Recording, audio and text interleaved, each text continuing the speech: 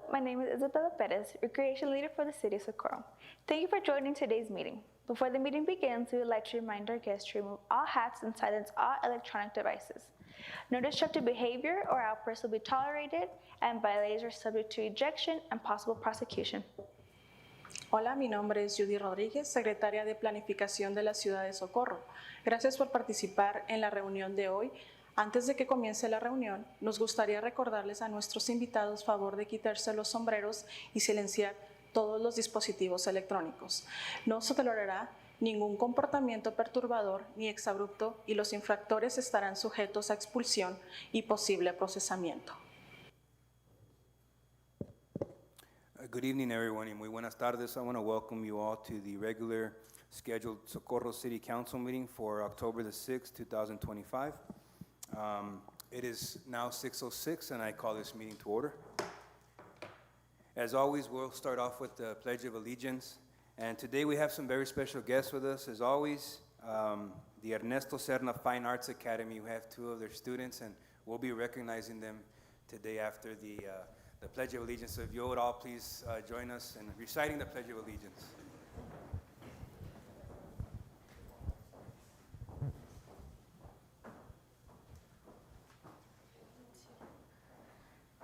I pledge allegiance to the flag of the United States of America and to the republic for which it stands, one nation under God, indivisible, for liberty and justice for all. Texas pledge. I honor the Texas flag. I pledge allegiance to thee, Texas, one state under God, one and indivisible, with liberty and justice for all. At this time, we'll remain standing for a moment of silence.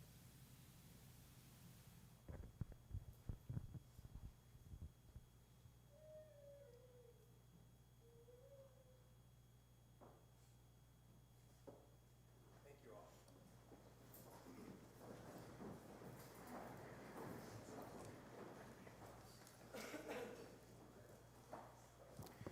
Before we continue, we want to, on behalf of the City of Socorro, we want to proudly present these certificates of recognition to you all. So when we say your name, if you can please come up here and stay standing up here with us because we want to take a photograph with you guys.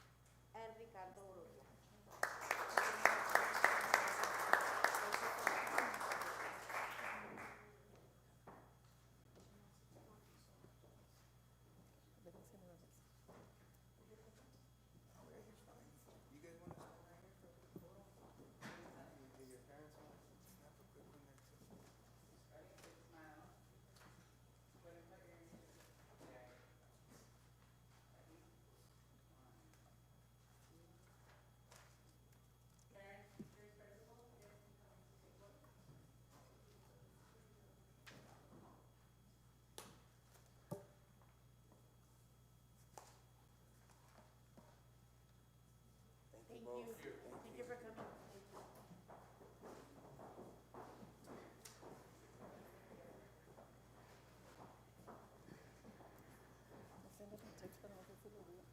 At this time, we're going to go ahead and establish quorum.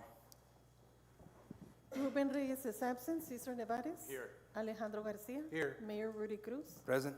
Gina Cordero. Here. And Irene Rojas. Present. Mayor, we have a quorum. Thank you, Ms. Navarro. Are there any elected officials in the room before we begin that we need to recognize? Okay, just want to make sure. No, sir. Okay.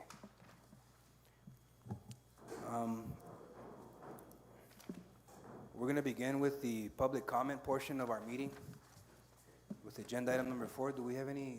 We have several speakers, Mayor. We have several. Our first speaker is Daryl Mont. Ms. Navarro, how many speakers do we have for public comment?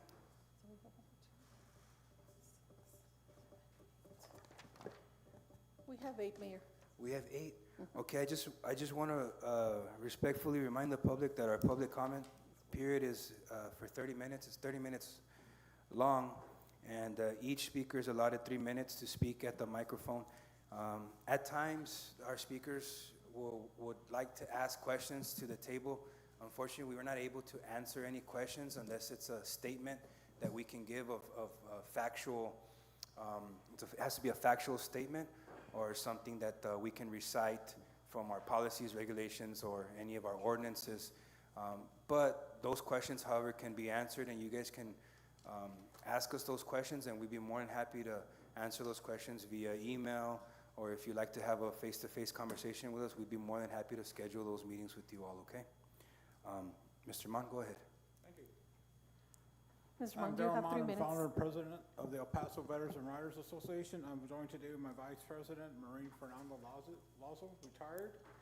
We're here to discuss the first annual, or the first, City of Socorro food distribution. It's scheduled for November 14th. We will start collecting the food. You have the flyer, and then you have a letter of instruction. If you go down to paragraph November 14th, food will be distributed from 10 to 12 o'clock. There's one change, we just made it. It's gonna be from 10 to 11 o'clock, and that will be for veterans and people 65 and over. And I will be checking ID cards, okay? Then after that, we'll open up to the general public. How it's gonna work is you just pull in, you have 2 people on each side, they come, put the bag in your car, and you go. You don't get to socialize with compadre and comadre and all that. You get your bag, you go home. So, any questions? Outstanding. I want to thank Mary Cruz, City Manager Mr. Diana Rodote, Chief Rojas, and Victor Reta. Did I get that right? Cool. For their help and assistance. This is going to go good. Also, there's another flyer. Now, this flyer is the EPVRA food drive. We'll bring a box item and send that up, and that's from November 1st to December 17th. After the 17th, we'll be breaking food down. We'll be coming back out to Socorro and then handing out more food at that time too. Okay? I've been already receiving phone calls about donations. We are going to be participating in your first ever Veterans Day Parade. We have a tank. It will be parked at Cougar Park. If people want to bring me a donation, we'll be able to accept the donations there. And we are a 501c3. If your donation requires for you to have a W-9, we will provide one for you. If you have any questions, you can reach me through social media, through pretty much everywhere. So I thank you for your time. Mr. Mon, thank you so much for helping organize this here. Thank you. Fernando Lazo.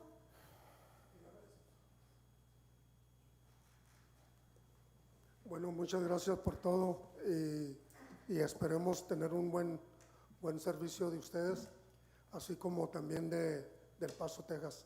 Gracias. Muchas gracias, Mr. Lazo. Gracias. Thank you. Rodolfo Rodríguez. Thank you, gentlemen. Thank you, sir. Mr. Rodríguez, you have 3 minutes. Thank you, ma'am. My name is Rodolfo Rodriguez, and I'm here to talk about the Arterial 1 project that y'all are proposing. Very simply, one question is, the reason for this arterial, is it to relieve traffic for Socorro citizens? Question? So we can only give statements, as far as your question goes, we can answer that question in a more technical way, but it can't be during the public comment portion. Right now, we're supposed to listen to you all, and you all provide any comments that you have. Right? All right, so my understanding that's what the arterial's for, is to relieve traffic for mainly for Socorro residents. I don't see how this arterial is gonna help at all, especially where it's trying to be proposed to right now by Anderson Road. It doesn't connect to I-10, even though that's how it's being promoted, that it goes from Socorro to I-10, it does not. It goes to the gateway. If you want to go to El Paso, you have to go east to Clint, which is another 4 miles down the road. And you're gonna have to wait there at least 5 minutes. You mentioned about pollution on one of your posts. That's gonna create pollution. So, in all honesty, is anybody really gonna use it to go to El Paso? I don't think so. What they're gonna do is they're gonna use it to come down North Loop and get onto Timothy. Timothy is the new road that's being built right now by Mercadito.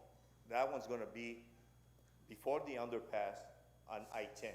So people are more likely gonna use that road to go underneath to go back to El Paso. As far as safety-wise, you're gonna have trucks again coming in on North Loop from this arterial if you do bring it up that way. So it's not going to be safe. I mean, you're going to have extra traffic on that road. So that's one of the main things. So I don't see how it's going to benefit the citizens of Socorro. Plus, it's on the outer edge, which means Clint and Sanelli are the ones that are going to use it. The citizens of Socorro are going to pay for it with taxes.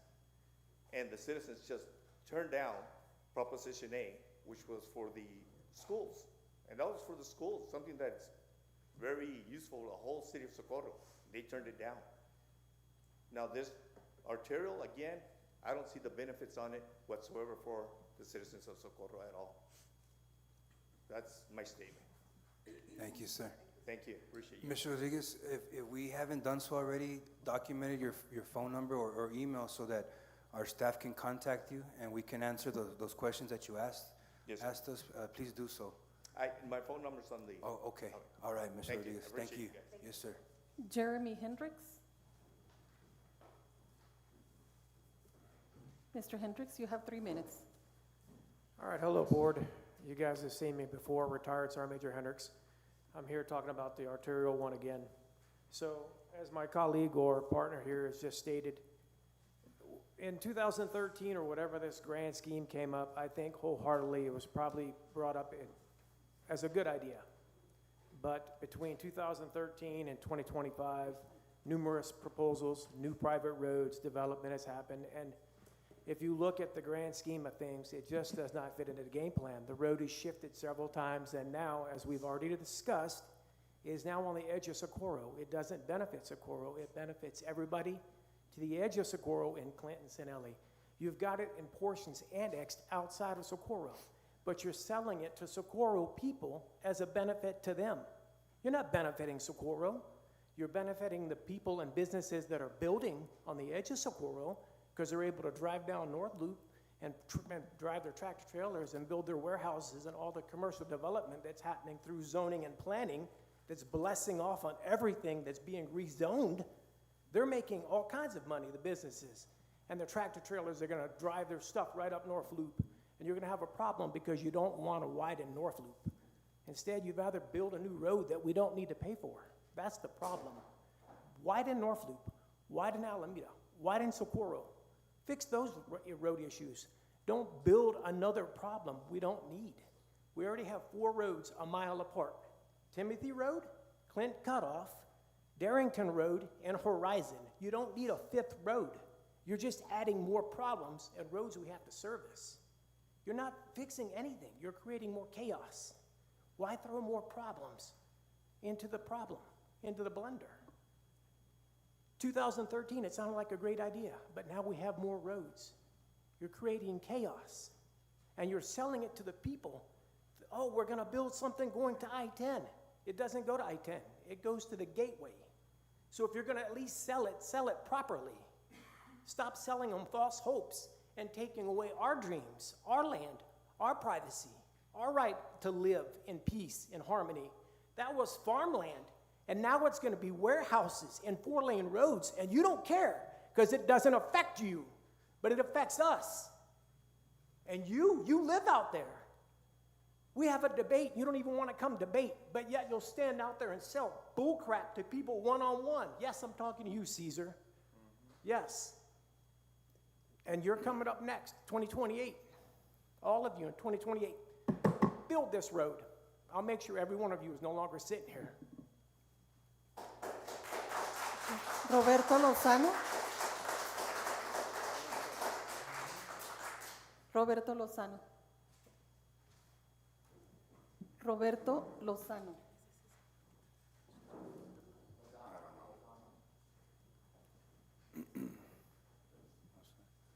What is the name, sir? Yeah. Roberto Ladaño. Can I have all the gentlemen in the room remove their caps or hats, please, just out of respect for. Okay, where the hood? If it makes you feel comfortable, sir. No, it's my hair's on the other side. Yeah, no worries, it's all right. Some gel on the side. Good evening, Good Mayor and City of Socorro. My name is Roberto Lagana. I also have a business here registered with the city, Lagana Intel Platforms. It's a 7-year Texas sole proprietorship I have, and my specialty is computer-related services. So I do a lot of bidding on federal contracts and stuff like that. We're available 24/7. Their software systems crash, any hacking, things like that. Again, thank you for having me up here tonight. It's my first time speaking. What I came up here to speak about tonight is very simple, and I've done some of this stuff before in the past. I wanted to know if I could get some direction from any of you all and your input. Thanksgiving's coming up. Before, locally and officially, I've given turkeys and stuff like that. This year I don't really have that much money to buy a whole bunch of turkeys, but I was wrong with the city thought, and since I have a tax ID, maybe we could do something where we give away turkeys over at the either this location or down on the horizon to families in need. They're not that much money, but if we raise some money, and even under my tax ID, I could do it as some sort of a donation. And that's about it. We truly appreciate folks like you that are always willing to help out the community.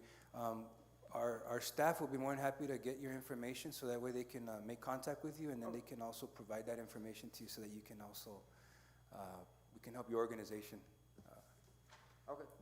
Thank you so I'll much. tell you this, I know it's kind of last minute, so I don't have any funding set up or know what kind of permits and stuff, so any input, if it's too late this year, maybe next year, but I'll organize it if I get some help. Absolutely. Thank you, sir. Thanks for your Thanks. Thank you.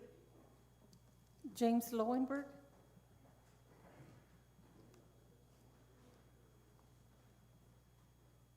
Mr. Lowenberg, you have 3 minutes. Thank you.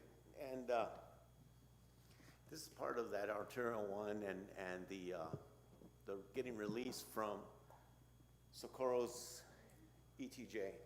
We're still working on it. We just returned our paperwork to you guys. So our problem, which is your problem, is not going away by just shoving us off. And I know this has to do a lot with arterial one. So if we do succeed, which I see legal-wise, it should succeed, because all the literature says that we are able to get released from Socorro's ETJ. And at that point, arterial one is going to fall into Pecan Valley's area. And so I don't know how much money you're spending on this, but if the city of Socorro is spending a lot of money just to get turned down, or is this why you guys are trying to play with us and costing us a lot of money on fighting this? Because the next step with this is legal action. And, you know, it's like, and it shouldn't get to that. It shouldn't. We should be able, as citizens, to come in and debate this and figure this out. Luckily, the law's on our side, and that's why me and some neighbors got together to put this together before Socorro decided to advance. Because I was part of this thing with Socorro going to San Eli and the fight then. So I'm familiar with this fight, and I'm familiar with Socorro tactics. And I got nothing against you guys. I just want to be able to work together and do this, because if we develop a new town in out there in Pecan Valley and it becomes a town, or we become part of Clint, or we do whatever it is we're going to do, we need to have some peace, and we need to be doing this. But if this affects arterial one, I think this is something that you guys really need to think about and say, hey, if we're spending all this money on arterial one and it's not going to be in our area, it's something to think about, because we're not going away, and that's just what I'm trying to tell you guys. And we've already expend a lot of money on this, and we're going to keep going. And I know the law's on our side with this. Thank you. Thank you, sir. And all the paperwork's back with Ms. Olivia, and so I'm looking forward to seeing this on the here coming up. Thank you. Yes, sir. Thank you. Alma Ramirez.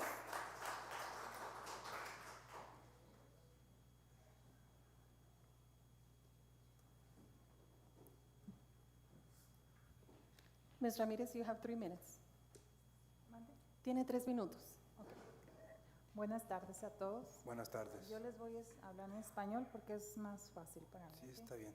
Nosotros estamos casi al final de este proyecto, que yo bueno, nosotros nos dimos cuenta hace 4 meses.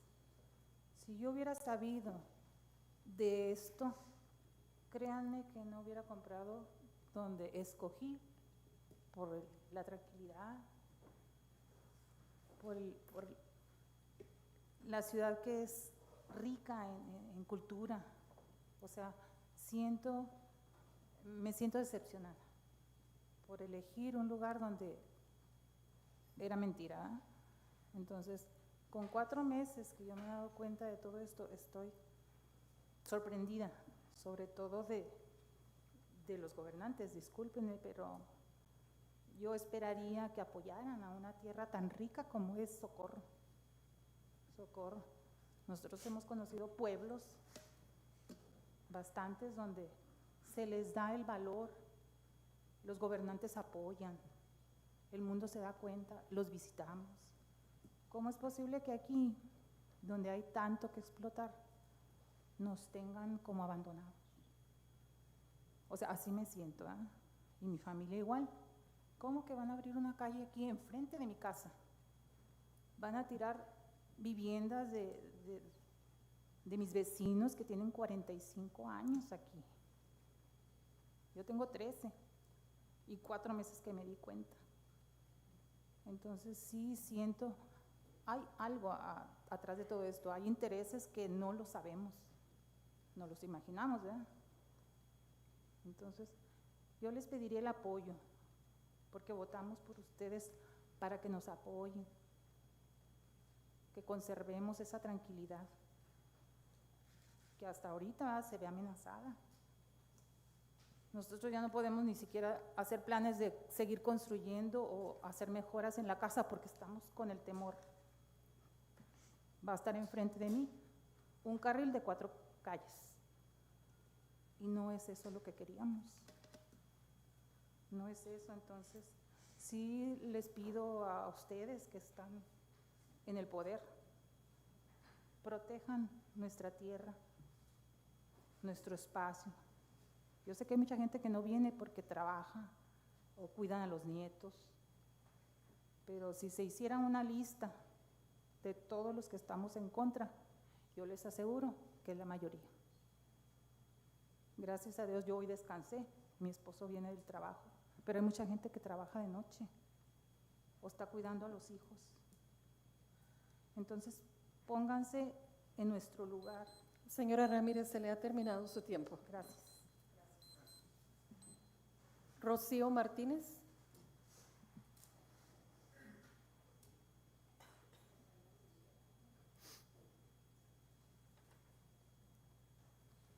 Ms. Martinez, you have 3 minutes. Good afternoon. I'm here just like everybody. I believe this arterial one is not going to benefit the city of Socorro. I think it's more of a moneymaker for people that want to pocket money. But we as residents want to keep our way of life. And so we ask all of you, because you're the ones that represent us, and you should be for the people and by the people. That's why you're there. We ask that you terminate this, you cancel it, and let people live in peace in their own homes. Thank you. Thank you, ma'am. Mayor, those are all our speakers. Okay, thank you, Ms. Navarro. Moving on to the next item, which is agenda item number 5. This is a presentation to recognize Café Cocol as the small business of the quarter. And we have Mr. Quiñones will be presenting that.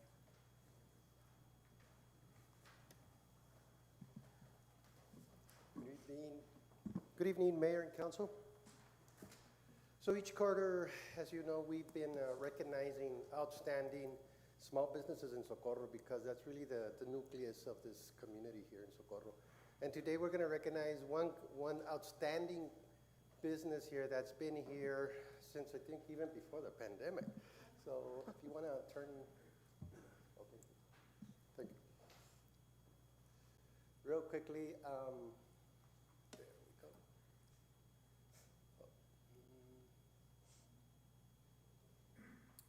Keeping up on me. Sorry there. So there's 2 categories we have, food and cafe, and the The other categories, all other categories. So the food and cafe, because we have a lot of restaurants and places to eat here, we needed to separate that out from other business categories. And so every quarter we'll do that. Now, in this month, we're looking at the third quarter. So if I can look at that. Started in December of 2021. So right there in the middle of the pandemic, Lisbeth decides to open up a great restaurant called Café Cocol in the heart of Socorro. That's on Socorro Road. And in there, she inspired all her ideas. What you see in that restaurant is her creativity. What you see in that place is her passion for food. And I think the result is one of the best restaurants in the Southwest. You go there for breakfast or lunch, and you're gonna have a great meal. You're gonna have in a setting that really transpires what Socorro is about, the history, the food, the culture that we have here. And so that's what's unique. And it gives me great pleasure to recognize today Lisbeth Carlos, the owner of Café Cocol, with this certificate of recognition.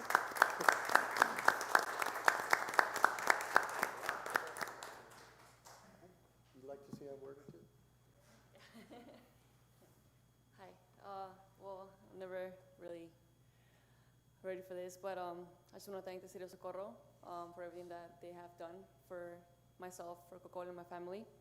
I don't think I could have done it better any other place, and Socorro is home, and I am really, really thankful to all of you.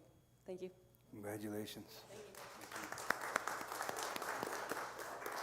I'd like to ask Mayor and Council if you would invite, take a photo with her.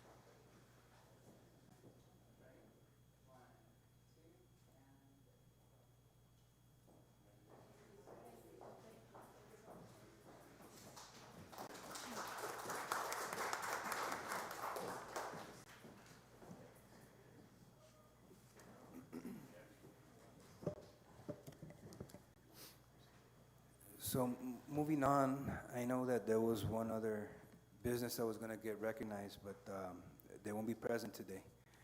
So would anyone like to entertain a motion to postpone this item? 20th.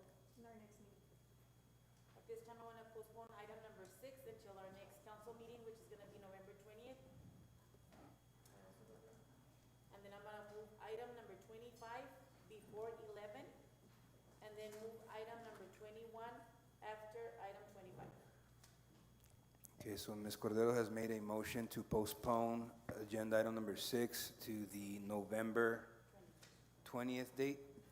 And she has also motioned to move agenda item 25 and 21 above 11. All those in favor say aye. Aye. That motion carries. Okay, moving on to a presentation. This is agenda item number 7.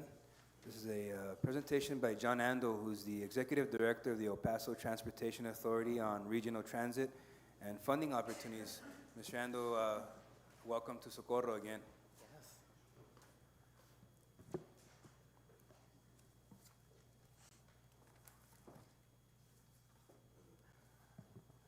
Good evening, Mayor and Council, and Ms. Medarte. Thank you for having me come back to Socorro. I'm here based on both of your suggestions to just talk about ETA, where we've been doing, answer some questions about our services, some questions about data, talk about federal funding, and just be of resource.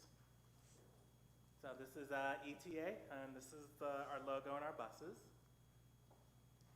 This is our mission statement, basically to provide safe, reliable, and accessible transportation solutions that connect rural communities of El Paso County. And through our fixed routes and ADA paratransit service, we're committed to enhancing mobility, fostering regional cooperation, and improving the quality of life of our residents. So about ETA, we are a local government corporation that was created under Texas Transportation Code Section 431. It was formed by El Paso in November of 2021. It's presently staffed by the El Paso County Transit Operations Department. Rio Grande Council of Governments acts as our fiscal and administrative agent, and they hold all of our funds that we collect from the members. And then we use Kemp Smith for legal services. And then brief history, what kind of led us to the path of creating ETA. A study was done in 1994 recommending county-wide public transportation. In 95, the county secures grant funds and created basically El Paso County Transit with routes connecting the rural communities into El Paso. In 2008, Services to Mexico was started with another grant that was received, as well as the former Sun Metro Route 84 and a countywide van pool program. Then we got another grant to do services along Socorro Road, which is called the Mission Trail, and that started in 2015. And then a regional transit study kicked off in 2015. 2018, we bought our first compressed natural gas bus. 2020, in December, the county, based on the recommendations from the regional transit study that was done in 2015, formed a local government corporation and wanted to start including municipalities to participate in transit decision-making. Then in 2024, Clint and Anthony joined EPATS. Services were expanded, 84 was discontinued, services were rebranded as ETA, and then we started paratransit service. And then 2025, I'm their first executive director, and then we also started on delay microtransit services in Clinton, San Elizario, with trips into Socorro, Mission Valley Transit Center, and El Paso Community College. Just some administration, there's 12 members of the board, 3 represent El Paso County, 1 from each of the jurisdictions, Clint, Anthony, Vinton, Horizon City, San Elizario, and then we have 1 ex officio from the El Paso MPO, Sun Metro, now Socorro, and WETEP. We have a staff of 5. 1 position is vacant right now. We do have an Access Advisory Committee that reviews ADA paratransit concerns, and then we contract out all of our services to private companies. Transdev runs the bus system, Enterprise Mobility runs the van pool program, and All Aboard America runs the service to New Mexico, Las Cruces. So, summary of our transit service that we're providing today. We basically run Monday through Friday from about 5 a.m. to 8:20 at night, Saturdays 7 a.m. to 7:20, and Sundays from 7 a.m. to 5:30 p.m. We're closed on 7 major holidays, including Easter Sunday. We have 6 fixed routes that operate throughout rural El Paso County. Buses come by every 90 to 150 minutes. We serve all of the jurisdictions outside of El Paso. And then we also provide limited services along Sun Metro routes in El Paso, connecting to the transit centers. Fares are $1.50, and we have monthly passes for $48. We have an on-delay microtransit service in Clinton, San Elizario. Our paratransit is for those that have a disability that cannot ride traditional fixed route transit. Our van pool program, our New Mexico Park and Ride Express to Las Cruces. And then for bus amenities, we have bike racks, security cameras, wheelchair ramps or lifts, Wi-Fi, heating, and air conditioning on our vehicles. So we're going to talk about Paseo, which is our fixed route transit system. Paseo has 6 fixed routes, as I mentioned. We're proposing 4 future routes. Basically, North Loop Road here in Socorro, 11 to Westway, 21 to the Homestead Meadows area in Monte Vista, and then an express route that would connect Fabens to downtown. And then we serve Sun Metro's transit center so people can connect to Sun Metro services. Access is our paratransit program, and Access operates within a 3/4-mile radius of all of ETA Paseo routes. We also service all of El Paso so people can have a 1-seat ride, particularly from Socorro to El Paso for medical appointments, dialysis, shopping, or whatever quality of life opportunities for those that have a disability that can't ride a traditional bus. On the Lay is our new microtransit service, similar to the microtransit service that's here in Socorro. It is open to all. It's like an Uber.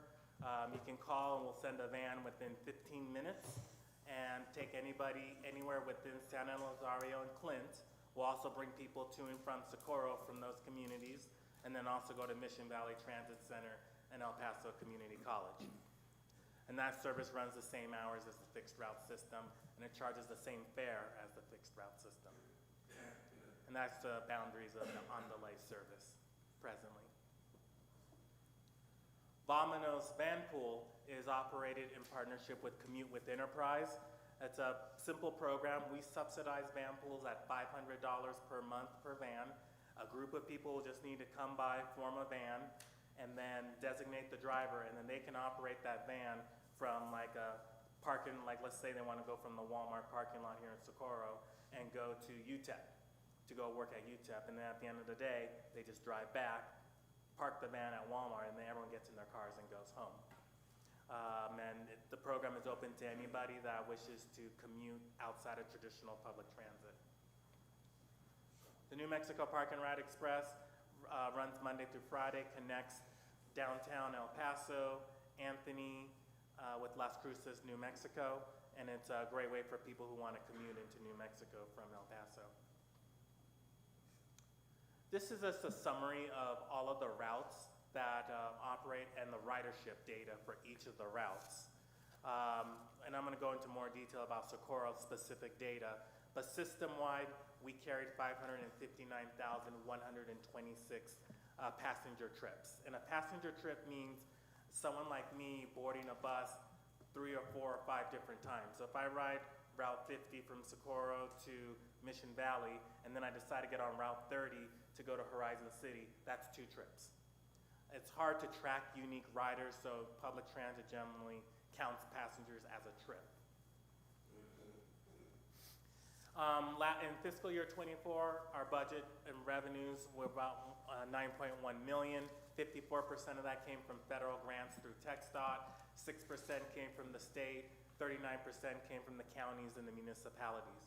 And then on the expense side, 24% of that went to capital expenses, purchasing buses and equipment to support the transit system, 6% for county administration, 0.7% for planning activities, and then 68% to basically pay our contractors to deliver the services. And then this is kind of just goes into efficiency data over the past few years for the transit system.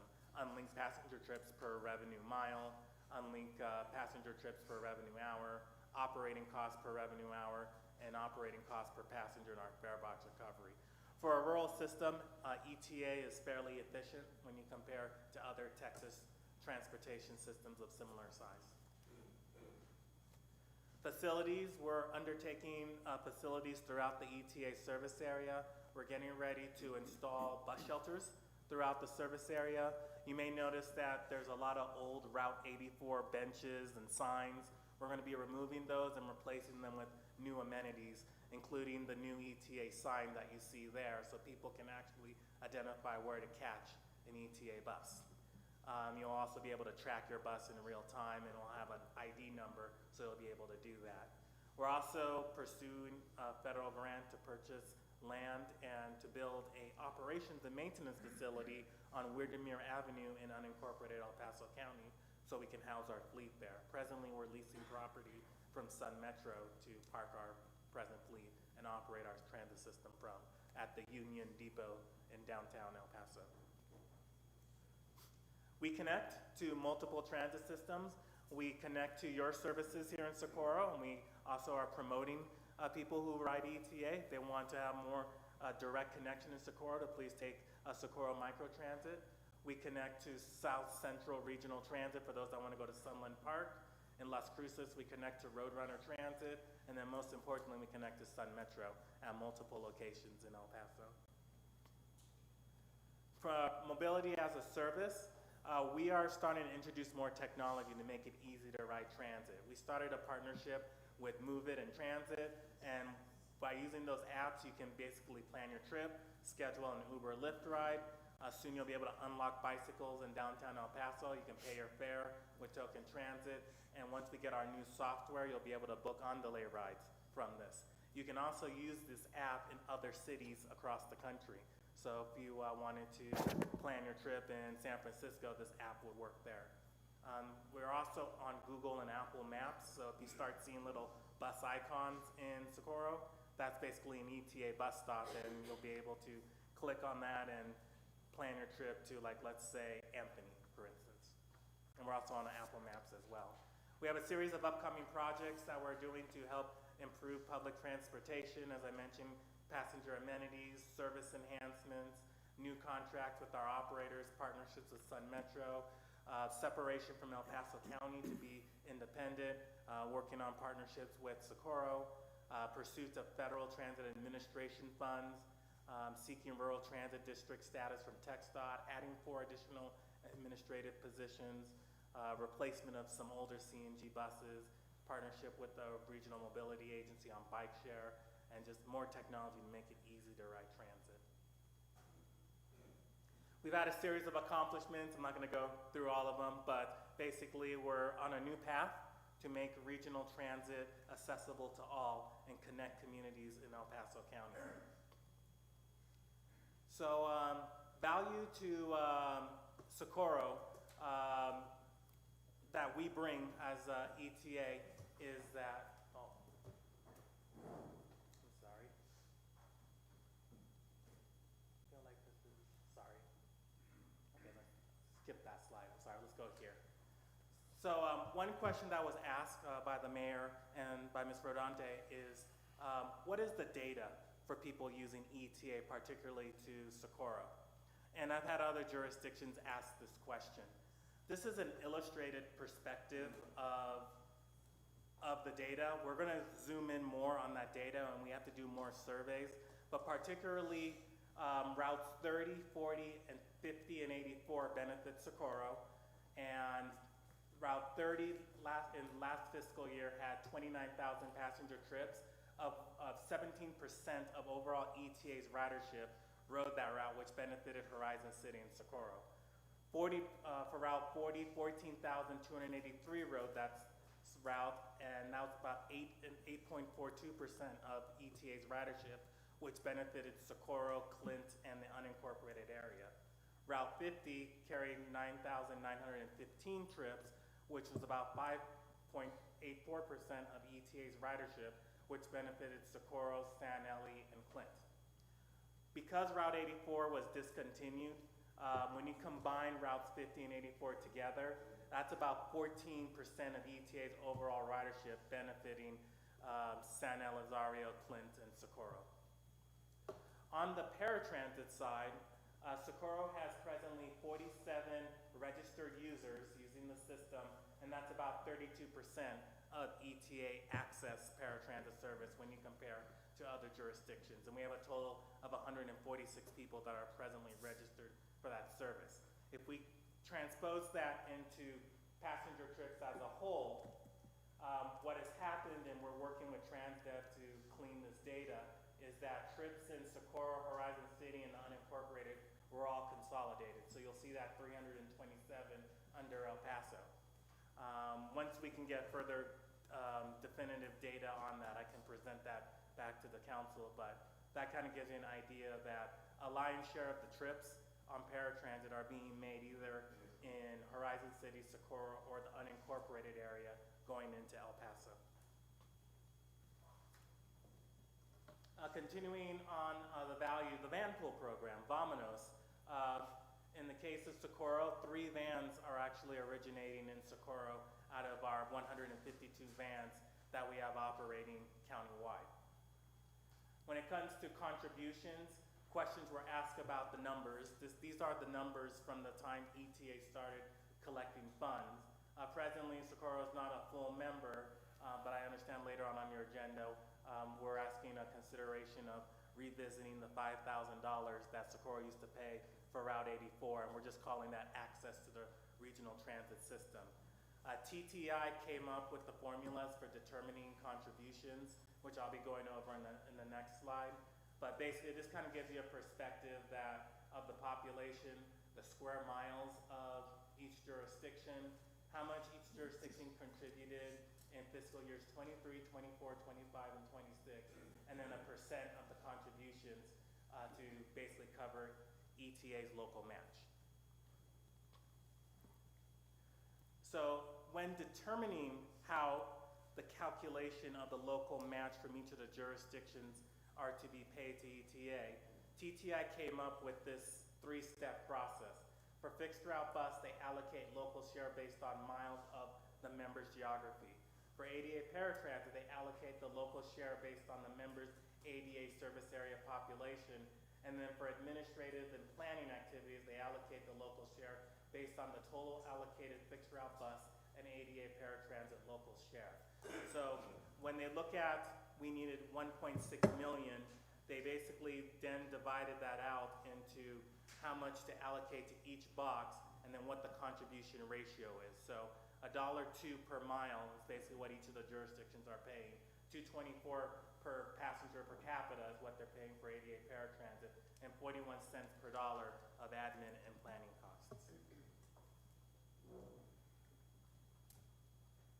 So if Socorro in the future would like to consider joining ETA, and we would love to consider negotiation of how we can make something like that work, this is something that we believe that we could potentially implement next fiscal year, so that would be October 1 of 2026. There's two ways that this could be done. This could be done by either Socorro formally joining ETA, or Socorro could just contract with ETA. And we would charge basically TransDev's rates, which for next fiscal year would be $54.90 per revenue vehicle service hour, plus a percentage of the fixed cost that we pay TransDev that's allocated to the members.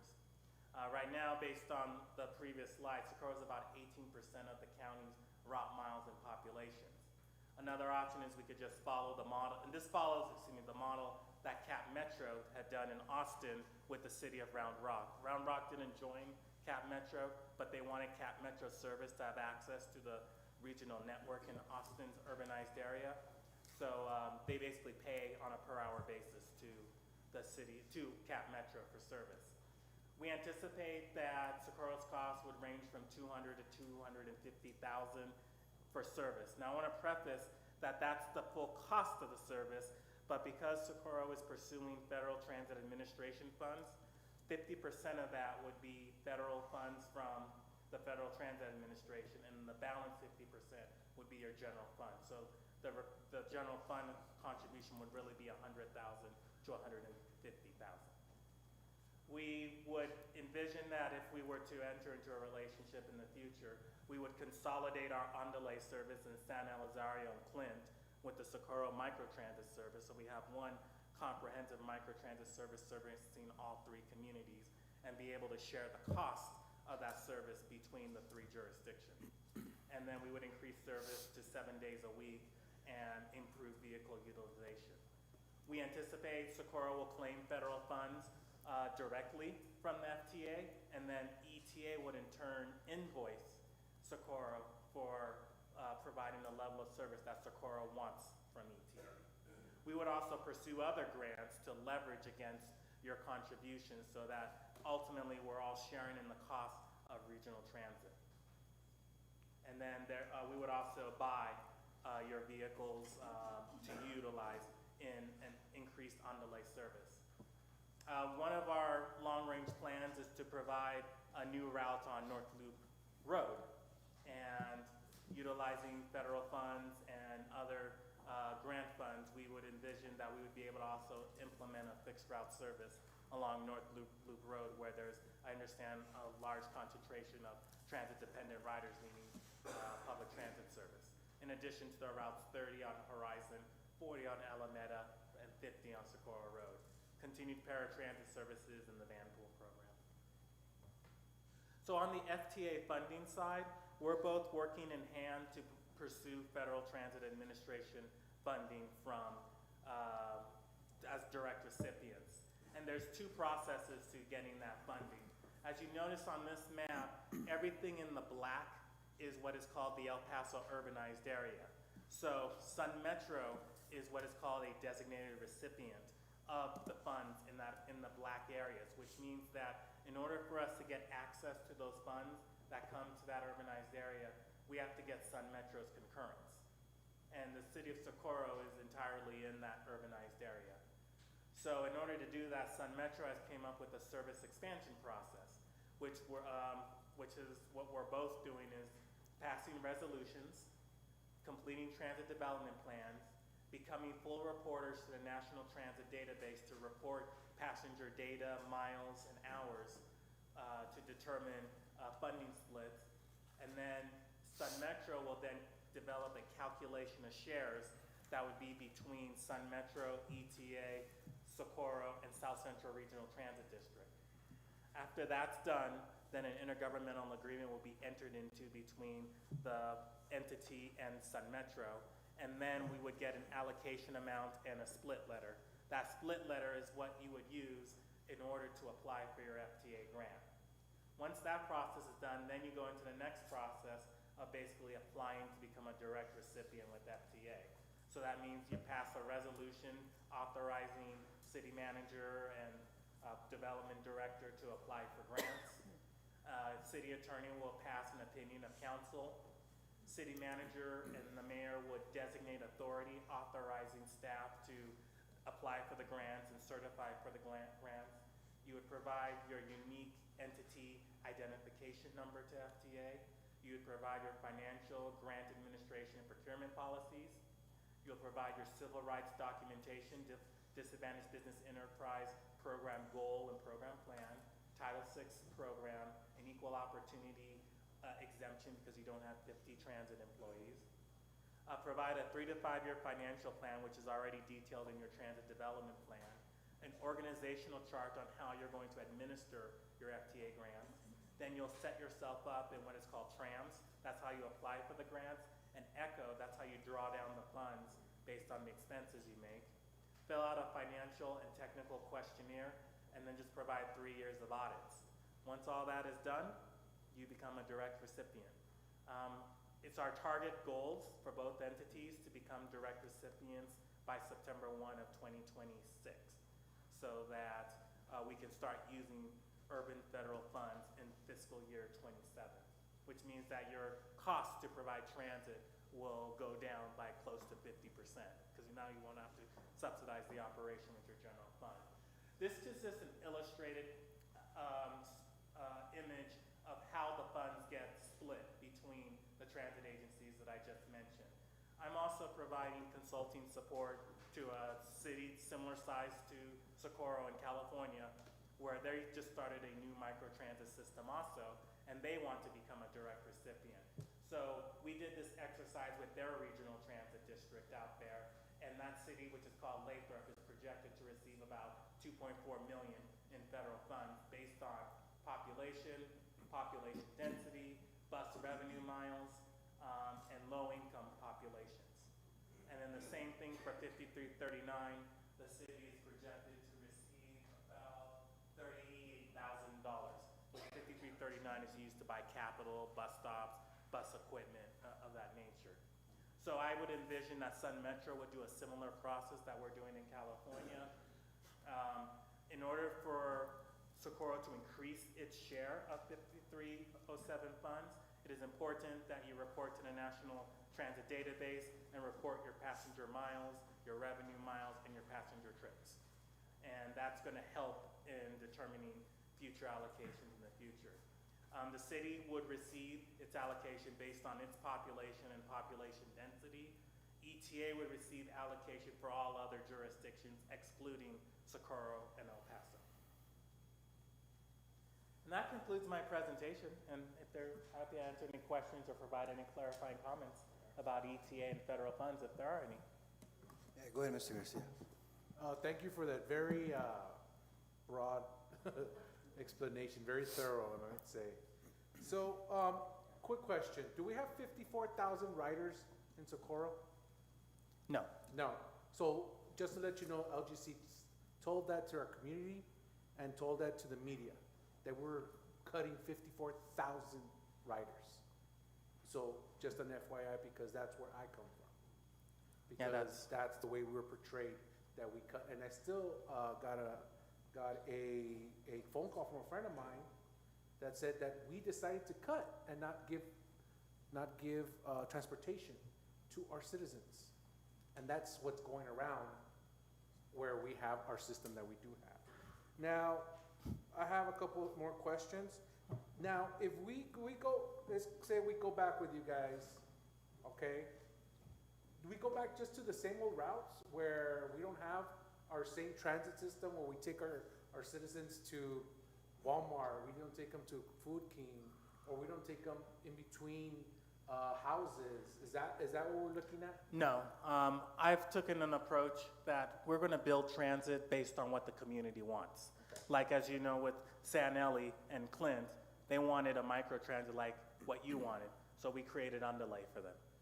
So if you want microtransit, we'll give you microtransit. We're not going to force transit services that you don't want. Right. Okay. Now, another So, thing- well, and I just want to preface that you would only pay for transit services that you want. We're not going to charge you for transit services that you don't want. Right, and now, I just want a clarification on Route 84. You said $5,000 for Route 84. Well, how does that work? Well, no, what happened was Socorro used to pay $5,000 to the county for many years for basically subsidizing the old Route 84.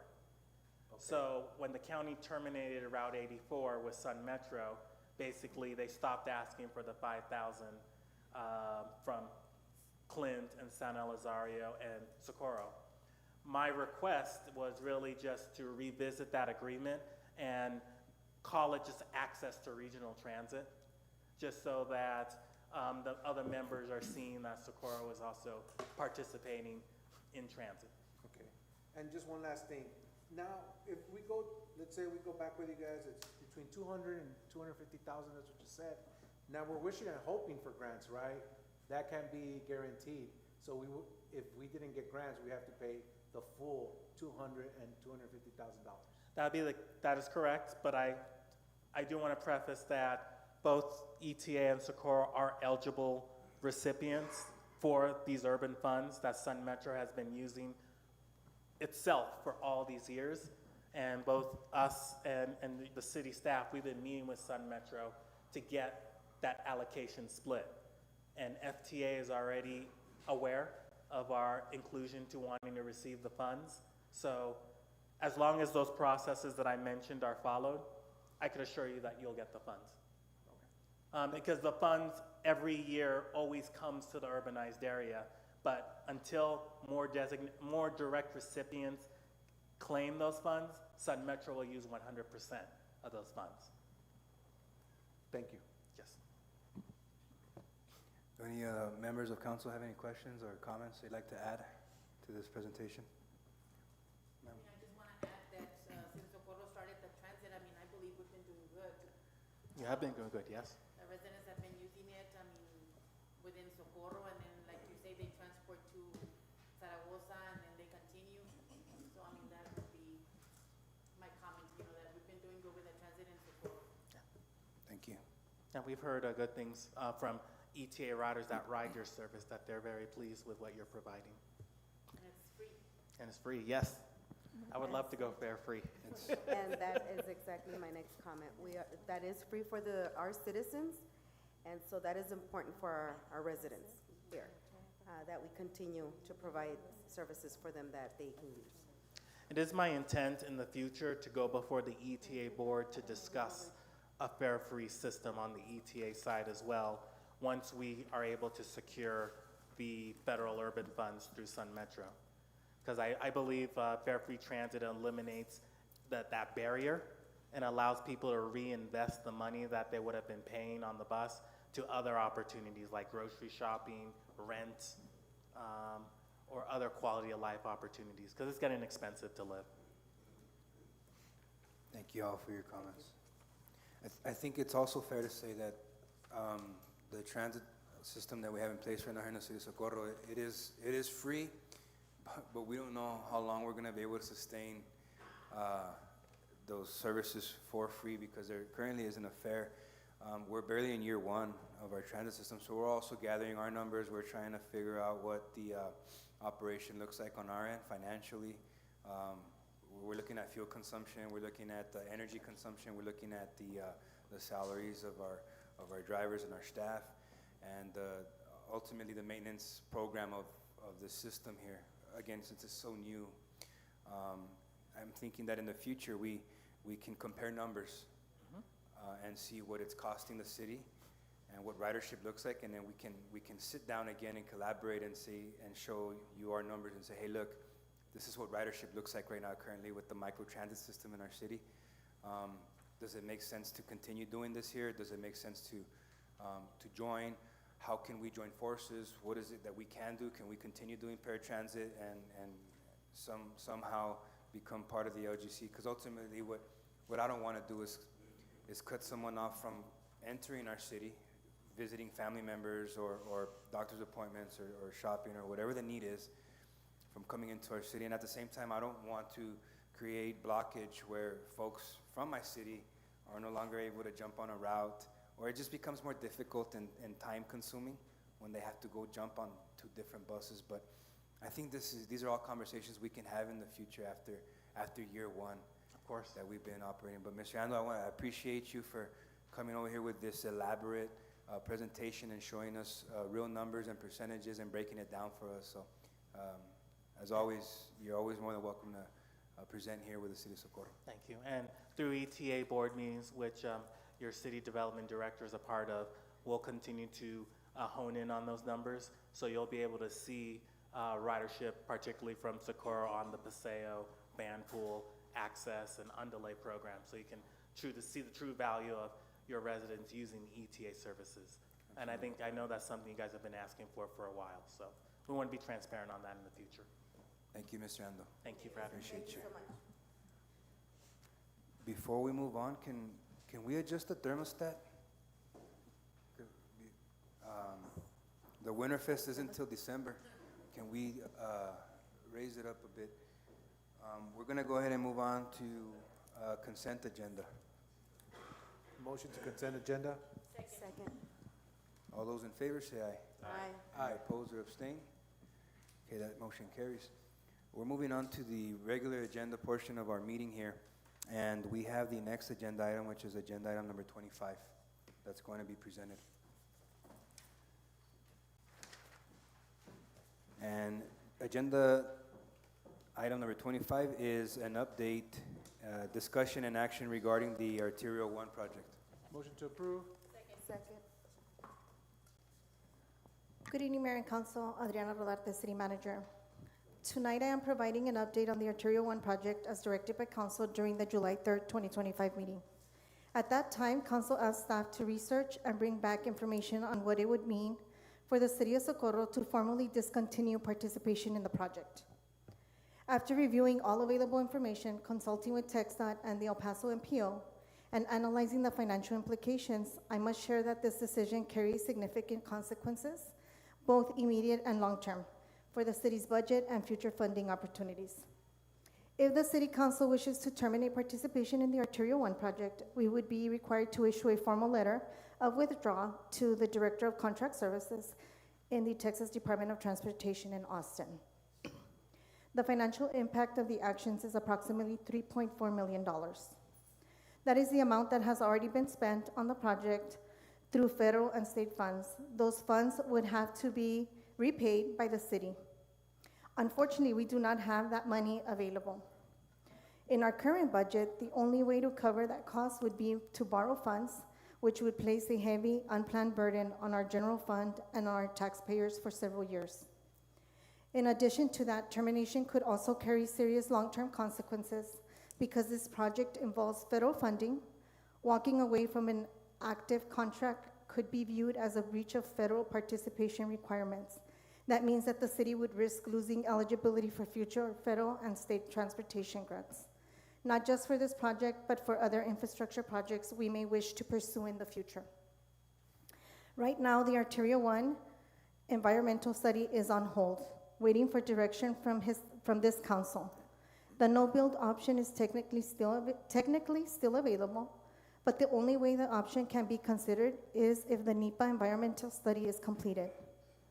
Without completing that study, we cannot officially document a no-build alternative, which leaves the project unresolved and in limbo. So tonight, council, staff is seeking your clear direction. Option 1, the council continues participation in the Arterial 1 project and allows Socorro and the consultant to resume the study to bring it to its completion. Or option 2, the city formally withdraws and terminates its participation, which would trigger the $3.5 million repayment and potentially affect future funding eligibility. Staff stands ready to follow whichever direction council provides, but it's important to recognize that this decision has serious fiscal and strategic implications for the city's future. And now I can turn it back to council, and staff is here to answer any questions. Mayor, we do have several speakers for this item. Okay. We'll go, we can listen to our speakers, and then we can go into discussing the item if you all prefer to do so. Yeah, okay. Rodolfo Rodriguez.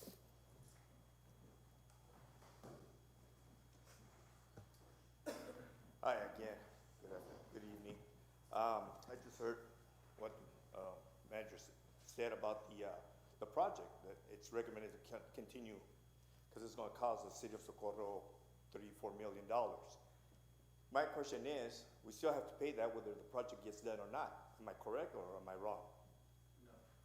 We wouldn't have to pay for it? No, because we already paid it. Okay. So that would be, when the study stops, then we're in the hole for $3.4 million. Correct. But, so it's already paid? It's paid, but the thing is that we wouldn't have to pay it back if the project gets finished. So it's, they're not gonna add it on to the final? No, it's already done. Okay. The $3.4 million have already been spent. Okay. I'm sorry, I'm not speaking to microphone. The $3.4 million has already been spent. Correct. And the thing is that the project needs to go through the NEPA. Uh-huh. So they tell us what's gonna happen. Correct. So, but we're sitting on it right now. So the NEPA policy could tell us, you know what, we're not gonna build there. Or it could tell us we are gonna build it. Okay, well, I'm sorry to interrupt you. So anyway, so at 3.4 million, this is services rendered. Yes. Okay. So they still have to get paid either. They're already paid through federal grants. Okay, So that's the thing, the federal grants, it's like anything else about federal grants. If we stop and say, okay, you know what, then we're in the hole for 3.4 million. Okay. Because they want their money back. Okay. The federal government would want their money back. Correct. That's the biggest thing.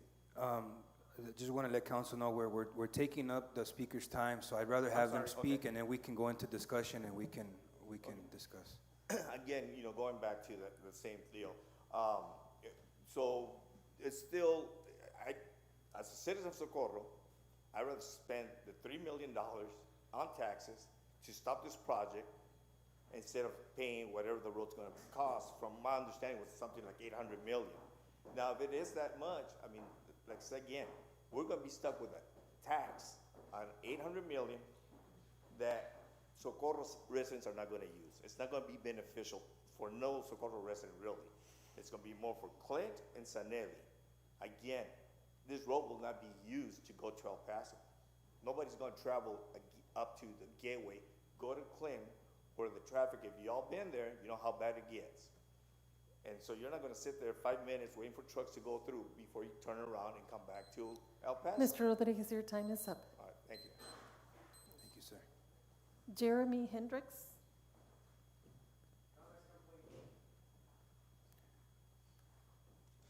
So for the record, Mr. Hendricks, you declined to comment.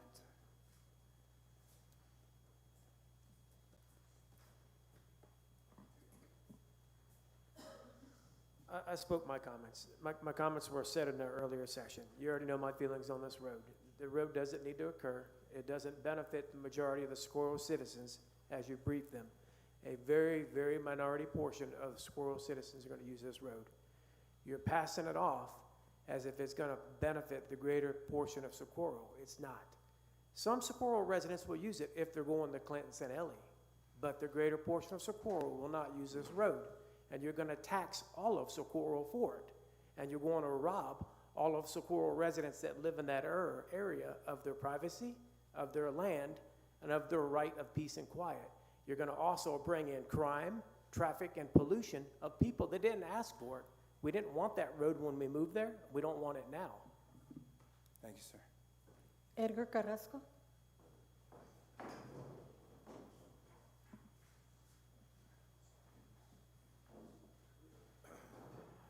Good evening, Mayor, City Council. I have a couple of questions for you. Question number one, hearing Ms. Rodarte. Have you explored amending the scope of work? Have you discussed payment plans with TxDOT? Is it accurate that this advanced funding agreement only specifies that you must design the project and nothing else? Please ask that question, guys. Alex, please. So if you do complete the design, do you have to pay back the money? How did this conversation interplay with the resolution regarding eminent domain? And why does this action have to take place today? I probably will need a little bit more time, but this is very stressful. Gina, Irene, Rudy, Alejandro, Cesar, I'm talking to you as a neighbor, as a father, as a husband. Please don't do this to us. I born and raised in Socorro, and I lived in a 8x20 travel trailer for 10 years. No water heater, walk from Metal Drain to Robert Rojas Elementary every day since I was 5 and 6 because my parents worked. If you guys know where I live, that's a dream house for me. It's a dream community. If you guys went on Halloween, we do a hayride for trick-or-treating. It's a beautiful. Mr. Carrasco, your time is up. Rudy, help me out, Rudy. Would council, Second. Thank you. all those in favor say aye. Aye. Go ahead, Mr. Carrasco. When I was small, we used to go to Wholesale Lumber and get water from Wholesale Lumber. That was a generous man. Many people behind me used to do that, not only to drink, shower, but to plant those trees that you see on their properties today.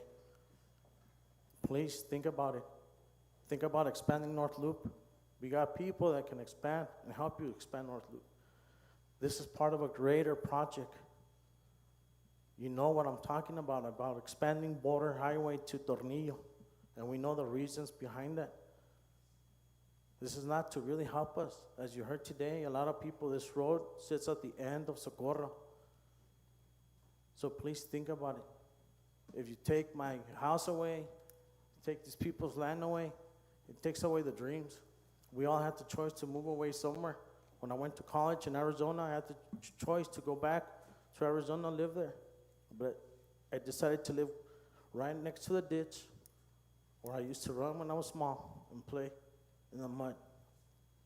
Please think about us. I know that you're trying to do the right thing. Listen to your heart. I know maybe Mr. Rodarte, but there is a payment plan for TxDOT. Please help us. Thank you. Alma Ramirez. Alma Ramirez.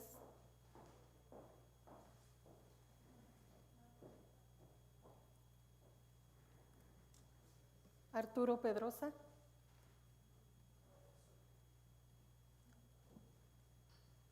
Lucy Escobar.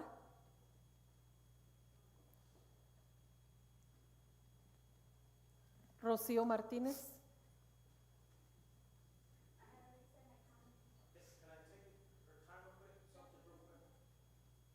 How many more speakers are there on the list? After Ms. Martinez, we have two more. Are they willing to come up and speak after Ms. Martinez? Ms. Martinez is giving her time to Mr. Carrasco if you allow her. Okay, and after that, there's no more? And after that, we have two more. Okay. Okay, Mr. Carrasco, if you can make it brief. I know there's two other speakers, and then we have some other agenda items we gotta. I'm sorry, as I'm sitting here, I'm thinking, but look behind you guys. Look at your logo. This is a church. We're people of faith. We're good people. Look, there's a farmer. There's a Native American. My side. We're Apaches on my father's side. Look, there's a conquistador. We have fought this land through nature, growing crops, our trees, our families. We're very resilient. Please don't make this decision as we look for the future. I would love to see my children grow here in this community. I hate it when people say, I want to grow up, go to school, and leave El Paso. So please make those proper and good choices for the future. We will leave this community. We might pass away. You might not sit here in the future. But always remember those choices that you've founded a good foundation for the rest of us that sit here. Thank you. Thank you. Manuela Castañeda.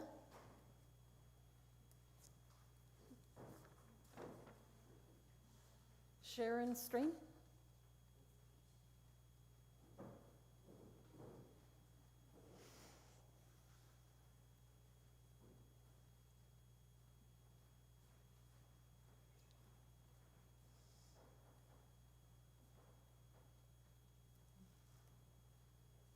Hi, thank you for allowing us to speak. I've lived on Anderson Road for 40+ years, when it was a dirt road. And this is where we grew up with our livelihood, having our horses, having agriculture, enjoying the quiet. We do not need this road down Anderson Road.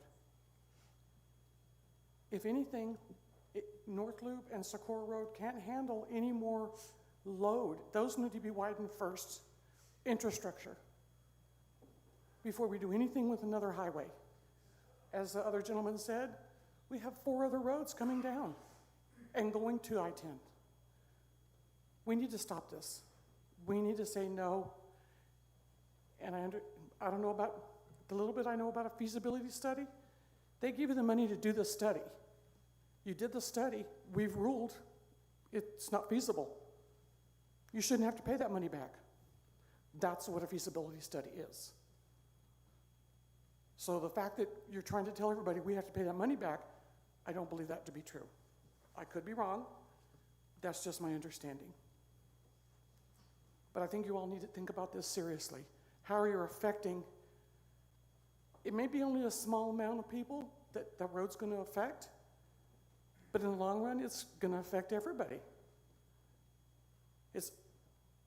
Socorro residents aren't going to use it because it doesn't even go to a I-10. They're going to go to a road where they can Ms. get on I-10 Strain, your and time go. is up. Thank you. Thank you, ma'am.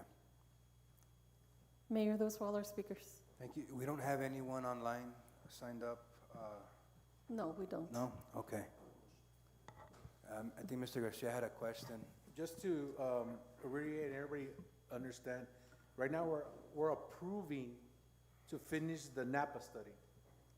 Correct. Is that what we're doing? The NEPA study, yes. I'm sorry, and then what it here says, it says, they're the ones that could tell us if it's gonna stop or if we're gonna do something else. Is that what did I translate that right?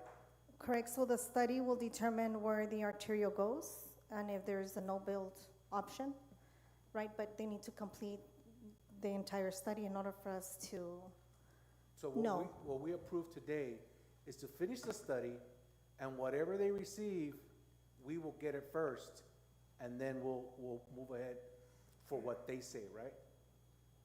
I'm sorry. I'm sorry, so what I'm trying to say is that the study needs to be done and finished. The results will come to council. Yes? Correct, they're not required to, right? So the NEPA study, so in other words, you went into an agreement to complete the NEPA study, right? Which is the environmental and the design. There is no construction money for this project. There is no construction money for this project. There is no agreement of a construction agreement right now. And how The much would agreement that is signed and that was signed in the past is for the study, Right. which is your environmental and the design. So how much would this cost, the whatever, the road they're building? So it's about $6.something million. I don't have the exact number. Alejandra, do you have that number? But it's about 6. So just for clarification, Ms. Rodarte, right now, the vote is only to complete the study, correct? Correct, so the total amount is 6.4. And yes, ma'am, right now, the study's on hold.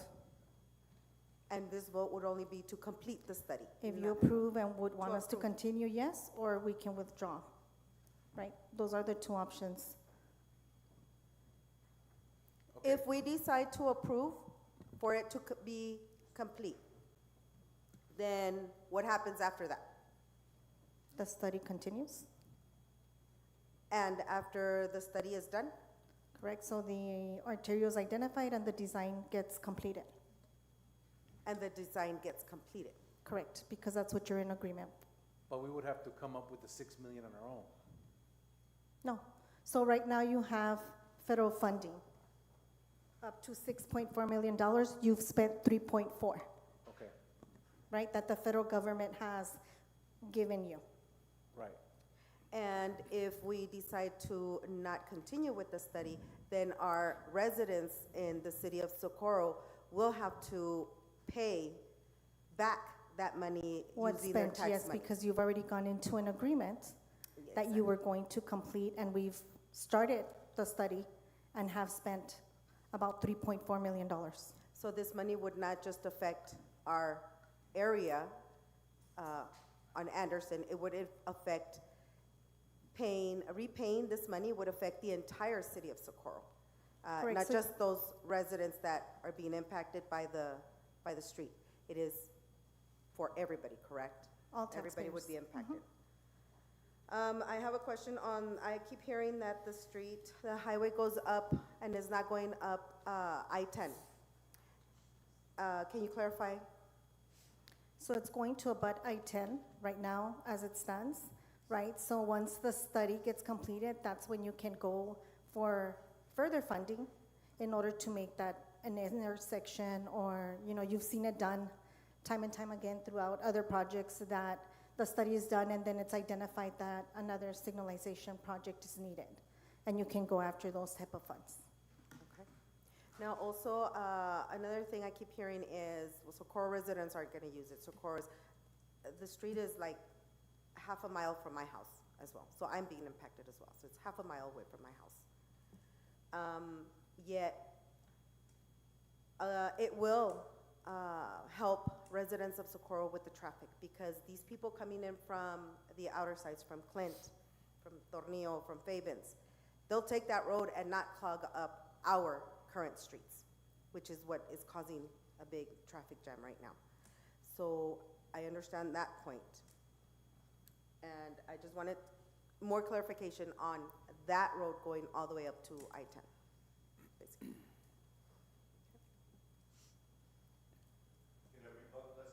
Any other comments or questions from council? No, I just want to make something clear. North Loop is a TxDOT road, right? It doesn't belong to the city? So I just want to make sure that some roads belong to the city of Socorro and some roads don't belong to the city of Socorro. We did repave Rio Vista last year, so that road belongs to us. So the thing is that sometimes, like North Loop, I understand the North Loop, and trust me, I would love to have it bigger too. It's just up to TxDOT. Those are the things that kind of hamper us here in the city, because roads belong to some of the city and some to TxDOT, and even some, TxDOT would be state. Just wanted to clear that up. I have a question for our attorney. Mr. Martinez, can you hear me okay? Yes, sir, I can. I know that when we gave a directive to our staff to research the implications of stopping the study, there's some certain legal documents that you and your team have dissected to confirm that the reimbursement in the amount of 3.4 million or whatever the exact amount would be upon completion of the study would need to be reimbursed should the city decide not to move forward with the study. Does it state that we would be in breach of contract by not continuing the study? The short answer to your question, Mr. Mayor, is yes. There's a written contract between TxDOT and the city. In transportation terms, it's called the LAPAFA. That's an acronym, LPAFA. It's Local Project Advanced Funding Agreement. And TxDOT, they've done this all over the state. They've done it for decades. They're very cautious about this. And so they set it up as an advanced funding agreement for a reason. They advance the costs up front. And if something happens, the project gets derailed, the municipality changes its mind, for whatever reason, TxDOT is in the position of saying, well, okay, you can cancel it, that's fine. But recall, this was an advanced funding agreement. We advanced it for you, and now that you canceled it, you're going to have to pay us back. And that's the situation we face now. Thank you, Mr. Martinez. Yes, sir. Ms. Duarte, I wanted to ask a question. I know that, upon the city taking this project on, a lot of us sitting at the table today weren't there when this agreement was brought to this table for a vote and acceptance of it. Were there any questions ever asked by prior administrations asking, and again, I don't think it was done with the intent of having to buy out properties or even knowing where the route would, or the NEPA process would take this arterial, but back then, did anyone ever ask, hey, if we do, sign off on this project and we accept it and we agree to all its terms, will there be a moment where we may have to, reroute this through someone's property? Was that ever brought up in the past by prior administrations, or No, it was? not that I recall, but Uh-huh. every project, I do know, like Nuevo Hueco Tanks Road, there was land that needed to be purchased in order for you to complete Okay. that project. Okay, and so for the most part, the no-build is still an option, but the only way the no-build option can become available to this body of government is upon completion of the study. Is that a true statement? Well, the environmental will Would let you dictate- know whether that's even a feasible option, but right now it's on hold. Understood, but the environmental study would have to come to an end, correct? Correct. Okay. That's the only questions that I had. Unless any other members of council had any more questions or comments they wanted to make on this item. So after hearing the update on this item, it is an action item. And Mr. Martinez, regarding the agenda item, the discussion and action regarding Arterial 1 project, it's not specific as to what action needs to be taken, if any, but what action would this body need to take tonight?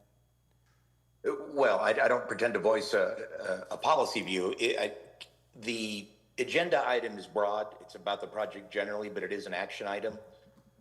In general, I think, and you could take other actions, but in general, I think the council could decide to stop all activity on the project and to inform TxDOT you're terminating the project, and authorize the city manager to communicate that to them. Or you could say, you instruct staff that you're proceeding with the project, there's no changes, you're continuing apace. And frankly, if you did nothing, if you just deleted it, it would continue, it would be in limbo. The project has stopped from TxDOT's perspective because the city effectively asked it to and said we had some questions about it. So given that limbo state and your administration's request for clear direction, I think the most obvious choices are to inform the decide that you're going to stop the project and inform TxDOT of that, or that you're proceeding with the project and authorizing Ms. Ordarte to convey that to TxDOT. Wouldn't there be specific language that needs to be said?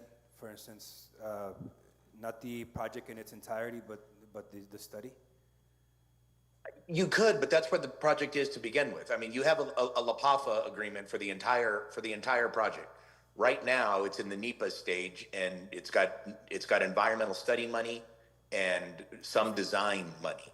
And in its natural course, if you proceed with it, the process as it's already defined in the contract is it will get to the next step, and then there'll be an inflection point where they'll choose the location and decide whether or not they have to, depending on the results of the environmental study, then they'll come back with a finalized design.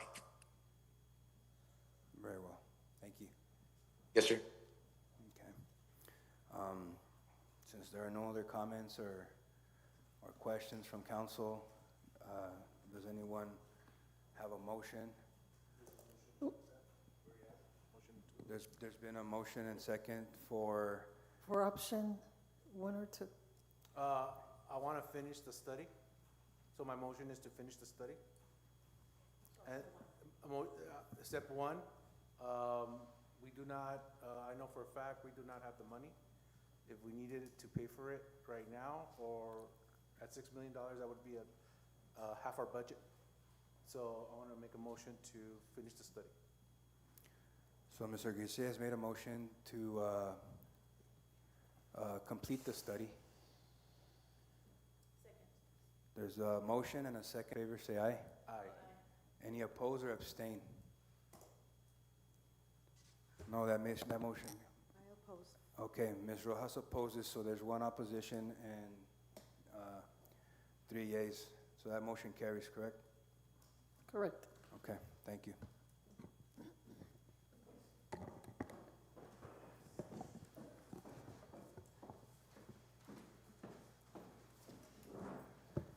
The next item on the agenda is agenda item number 21.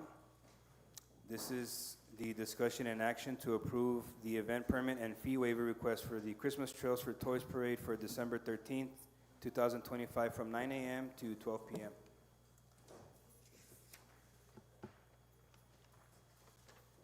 Good Mayor, evening, Mayor Ms. and Council. Lorraine Quimito, City Planner. Item number 21 is discussion and action to approve an event permit and fee waiver for the Christmas Trails for Toys Parade. This would be scheduled for December 13th from 9 to 12 p.m. Ms. Margarita Perez of Christmas Trails for Toys made the request and is asking for a waiver of the $125 fee to hold the parade. They have already secured security and oh my gosh, I'm gonna draw a blank on the traffic control and constable escort. The parade will begin at the McDonald's on Horizon Boulevard, go down Horizon to North Loop. The cars that are going to be a part of the parade will end at the Peter Piper Pizza on North Loop, and the equestrian, the horses, will continue on the route to end at Worsham. With that, staff can answer any questions. Ms. Perez, Mrs. Perez is also here to answer any questions, as well as Mr. Reza, who is also partnering with Mrs. Perez to put together the parade.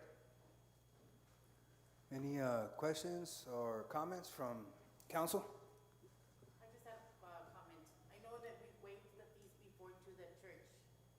Have we waived fees to nonprofit organizations before? Churches, schools, we've waived fees.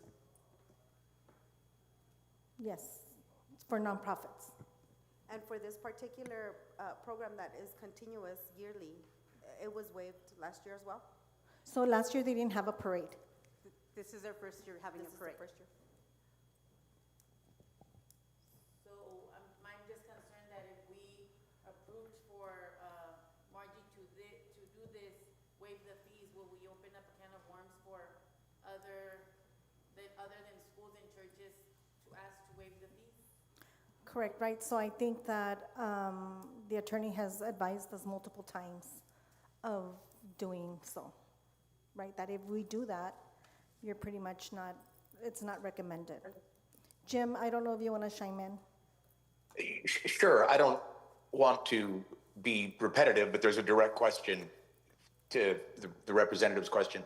Yes, it's a risk. I have long suggested to council that, permit fees are not taxes, they're not discretionary items, they're fees we charge to provide a service, and that the costs, they should reflect the cost we incur to provide that service, and that the cost of that service doesn't vary, doesn't change depending on whether it's a Boy Scout troop or, Socorro High School, or a Rotary Club, or a for-profit organization, a local car dealership.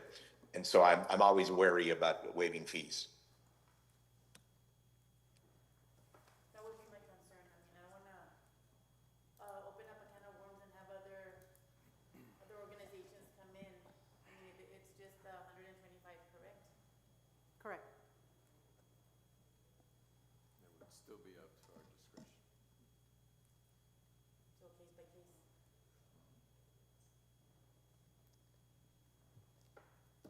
I don't have a vote on the table, but I can always give my 2 cents. And I think, like Mr. Nevada says, it's always a case by case. But I also look at,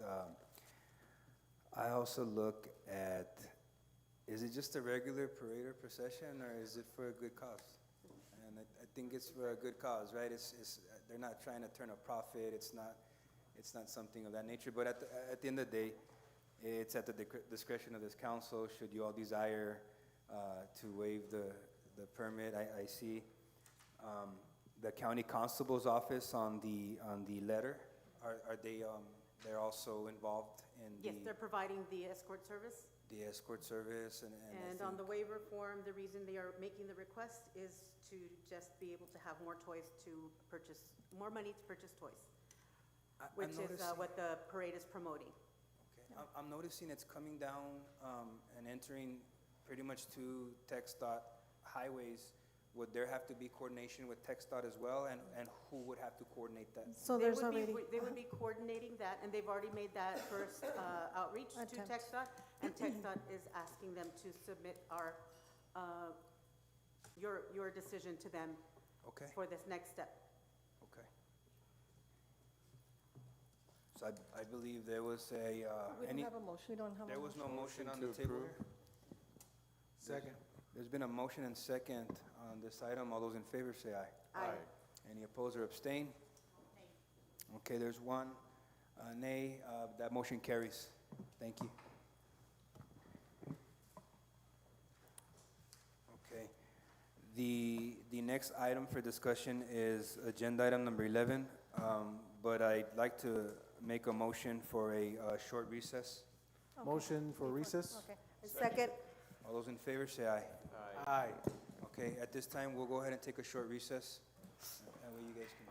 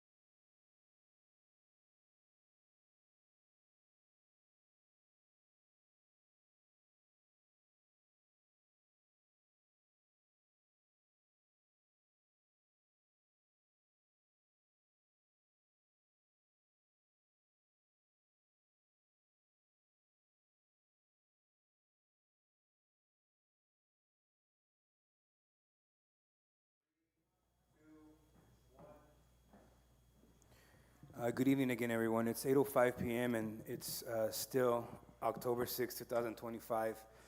And we're going to go ahead and continue the November 6, 2025. We'll redact that from the meeting minutes. We're going to continue with the regular agenda item, and this is agenda item number 11.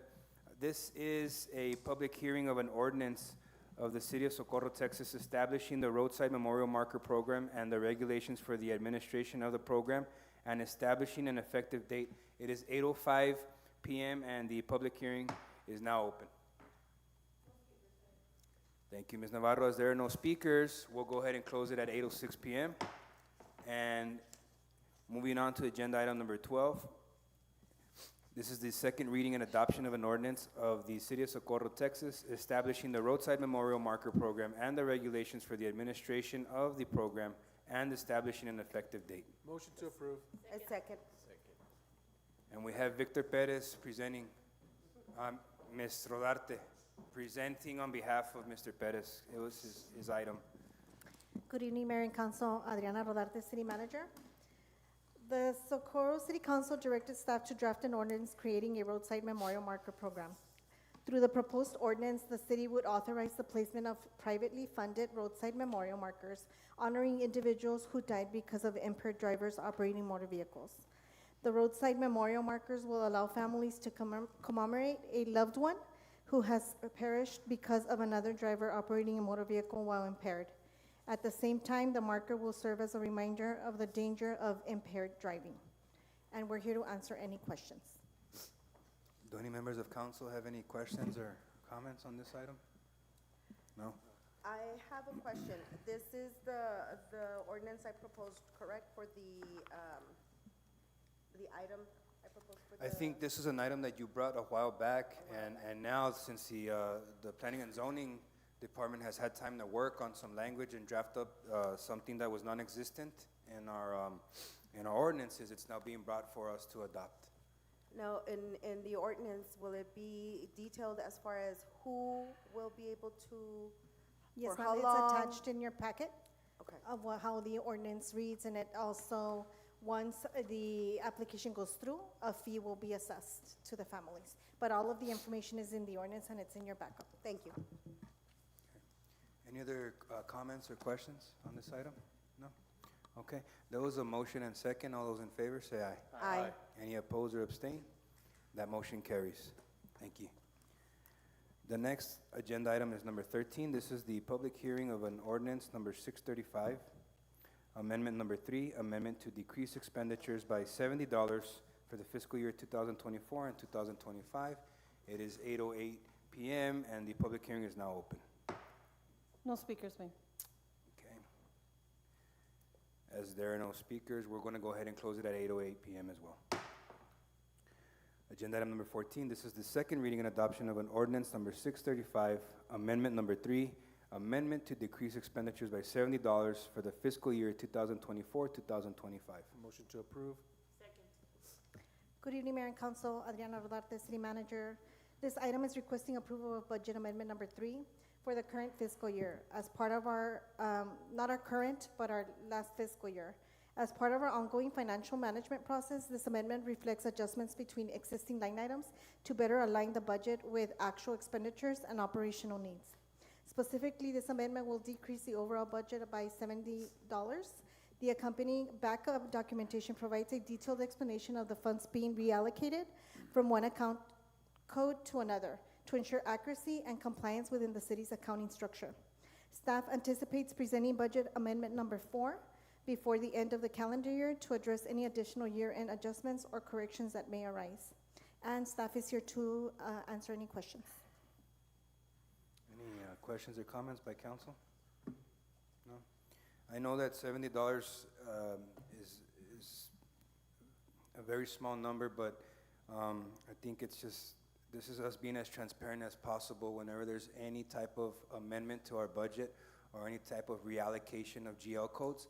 This is something that we have to take action on, whether it's $20 or $30. So I just wanted to throw that out there. There was a motion and second on the table. All those in favor say aye. Aye. That motion carries. Any opposed or abstain? Okay, thank you. Agenda item number 15, this is a public hearing of an ordinance for the proposed amendment to the City of Socorro's Master Plan and rezoning of Lot 1 and Lot 2, Block 3, Pool Subdivision Replat E, located at 10800 and 10808 Stacy Drive, Socorro, Texas, from R1 Single Family Residential to R2 Medium Density Residential to allow for a duplex on each property. It is now 8:10 p.m. and the public hearing is now open. No speakers, Mayor.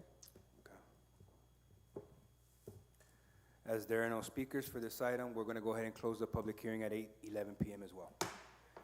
Agenda item number 16, this is the second reading and adoption of an ordinance for the proposed amendment to the City of Socorro's Master Plan and rezoning of Lot 1 and Lot 2, Block 3, Pool Subdivision Replat E, located at 10800 and 10808 Stacy Drive, Socorro, Texas, from R1 Single Family Residential to R2 Medium Density Residential to allow for a duplex on each property. Motion to approve. Thank you, Mayor and Council. Again, Lorraine Quimito, City Planning and Development. The property at 10800 and 10808 Stacy Drive are requesting a rezoning. These are lots 1 and 2, Block 3 of the Pool Subdivision, Replat E. Property owners are Luz Martinez and Rosa Ortega. The lots are 11,821 square feet and 10,005 square feet in size. They are currently zoned R1 and vacant. The future land use map designates this area as suburban residential. The request is for approval of a rezoning of 2 properties from R1 to R2. Planning and zoning staff recommends approval of the rezoning request. The Planning and Zoning Commission voted for approval unanimously with 5 members present at their October 7th Planning and Zoning meeting. The property is located on the corner of Odin and Stacy. It is R1 Single Family Residential and surrounded by R1 Single Family Residential zoning. This is a zoomed out view of the properties and their proximity to Alameda Avenue. The original pool subdivision was recorded in May of 1983. It had 109 R1 lots, 1 R2 lot, no R3 lots, 1 commercial C1 lot, and 18 C2 lots, and it also contains 18 vacant lots. The future land use map designates again the area as suburban residential. But as you can see, the properties are vacant, surrounded by a mix of different types of R1 manufactured homes, traditional built homes. These are views of the property. Salud, bless you. The property from the view of the property at 10800 Stacy Drive and a view of the property at 10808 Stacy Drive. And then another image taken from the intersection of Odin and Stacy. Property owners were notified of the zoning request. No notices were received either in favor or against the zoning change sent into our office. These are the site plans. This is for 10800 Stacy Drive. It would be a duplex, 2 units, each one measuring 1,200 square feet. This is a site plan for the 10808 Stacy Drive property. The applicants did reach out to the neighbors to gather their support and see if there would be any opposition to the request. And they had several of the residents sign their petition in support of their request. Again, in summary, the request is for approval of a rezoning of 2 properties from R1 to R2 to allow for a duplex on each property. And with that, staff can answer any questions, and the applicants are also in attendance if you have any questions for them. Any comments or questions by council? No? Don't you want to know what kind of flooring they're going to use or appliances they're going to install? No? It's gonna be carpet. No, carpet or tile. No, I think these are the types of developments we like to see because we've seen the vacant lots for so long, and it's good to see them finally being developed, and then homes for families to move into, so that's something good. There was a motion and second on the table. All those in favor say aye. Aye. Any opposed or abstain? Well, that motion carries. Thank you all. Good luck and congratulations. Yeah. The next item is agenda item number 17. This is also a public hearing of an ordinance for the approval of a replat for Haciendas del Valle Unit 2, replat G subdivision, being a replat of Lot 4, Block 7, Haciendas del Valle Unit 2, subdivision, and located at 301 Valle Rojo Drive, Socorro, Texas. It's now 8:16 p.m. and the public hearing is now open. No speakers, Mayor. As there are no speakers, we'll go ahead and close the public hearing at 8:16 p.m. as well.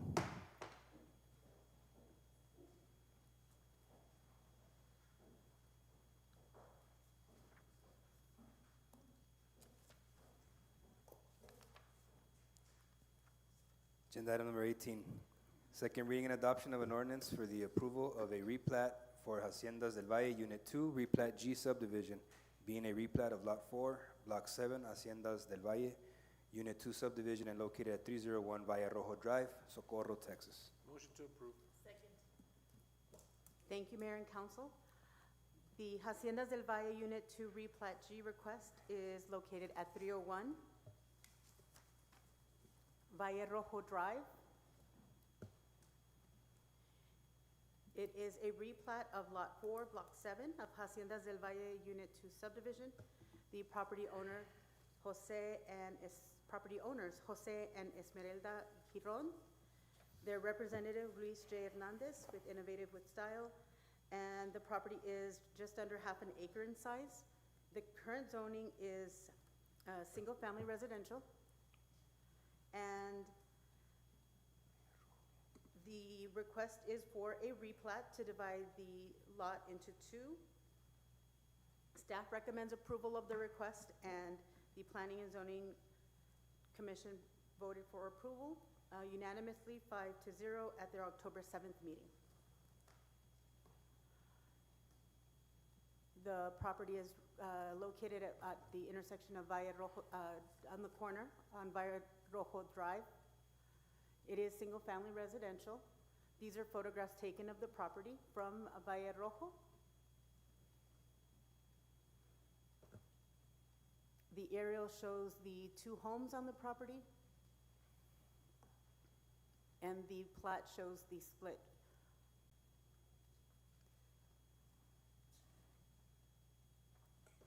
With that, staff can answer any questions. Any questions or comments on this one here? So this is only this is a lot split that's taking place? Mhm. Okay. Nobody wants to share the property taxes anymore, huh? They're done. All right. When they do the replat, is it 20,000 square feet and they divide it? That's what it is, right? Mhm. I'm checking to see. Sometimes it the may be off a details. few, Yeah. few the- feet. I'm sure they're trying to incorporate an the equal amount variances of and- 10,000, yeah, to be able to meet the meets and bounds as well of those existing properties or structures. Any questions or comments on this one here? No? Okay, there was a motion and second on the table. All those in favor say aye. Aye. Any opposed or abstain? That motion carries. Thank you, Ms. Quimito. We're now moving on to the, this is the most exciting portion of our meetings. This is the Human Resources Department with agenda item number 19. This is the discussion and action to approve the proposed holiday schedules for calendar years 2026, 2027, and 2028. Motion to approve. Second. Good evening, Mayor and Council. Carol Candelari here, HR Director. So this agenda item is to discuss the action on approving the proposed holiday schedules for the calendar year of 2026, 2027, and 28. This schedule ensures consistency observance of the official holidays for all city departments while aligning with the federal and state guidelines. I am here to answer any questions should you have any. Does anyone have any questions for Ms. Candelaria about the holiday schedules? If you guys want to add any or take away, let us know right now. No? Forever hold your peace. Yeah. No, so I think there was already a motion and a I got a second. question before we Mr. Reyes? continue. Yes. Yes, sir. For New Year's Eve, it's just the 31st, not the 1st? Am I? On Oh, which, yeah, it's right which here. calendar, I see sir? it. Never mind. I agree with your question. It goes all the way to the top of the list. Yes. New Year's Day. Can we add Cesar Chavez Day? It's up to you, council. You give me what direction to change or to add. I'm here, my pen is ready. Cesar Nevares Day? Or? No. Cesar Chavez. Any more discussion on this item or questions? No, there was a motion and second. All those in favor say aye. Aye. Any opposed or abstain? That motion carries. Thank you. Thank you, ma'am. Agenda item number 20 is the discussion and action to approve the job description for the city engineer. Motion to approve. Second. Again, good evening, Mayor and Council. Carol Candelaria here, HR Director. So this action is to seek approval for the city engineer job description.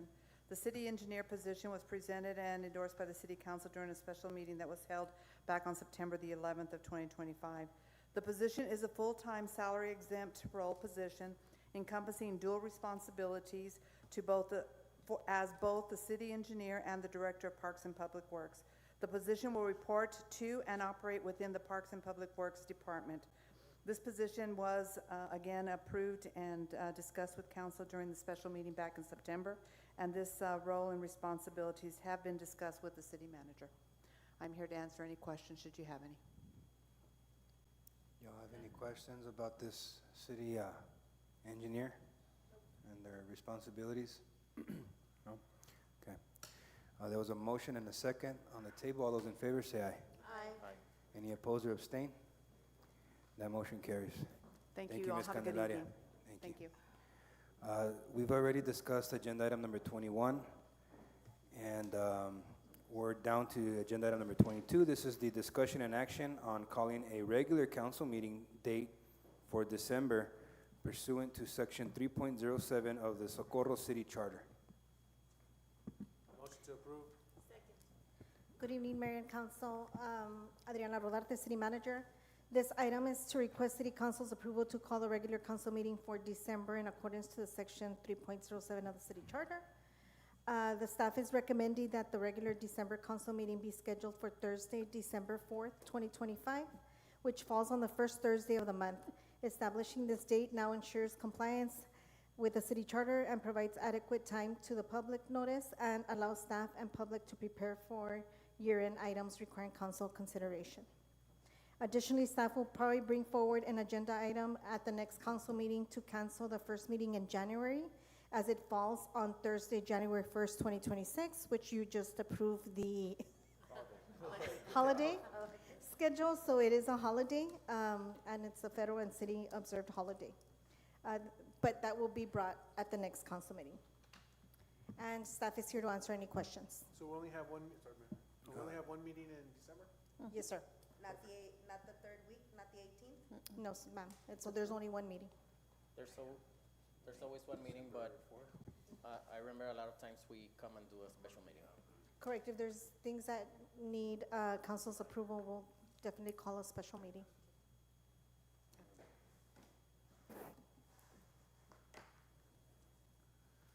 There was there's no further discussion or questions? No, I just wanted to let you guys know, Ryder's sending me to Maryland from the 1st to the 12th, so I won't be able to attend. Okay, for December 4th? Yes. We'll just have to go to Maryland for the meeting. Hey, come over with me. No, so let's all take some time and mark our calendars right now for December 4th.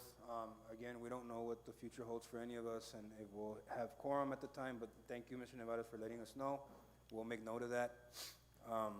Does December 4th sit well with everyone here on council? Yes. Okay, all right. Except Mr. Nevada is correct, you'll be out of town, Yeah. so you won't be able When's to. the parade? Yes. The 6th, 5th.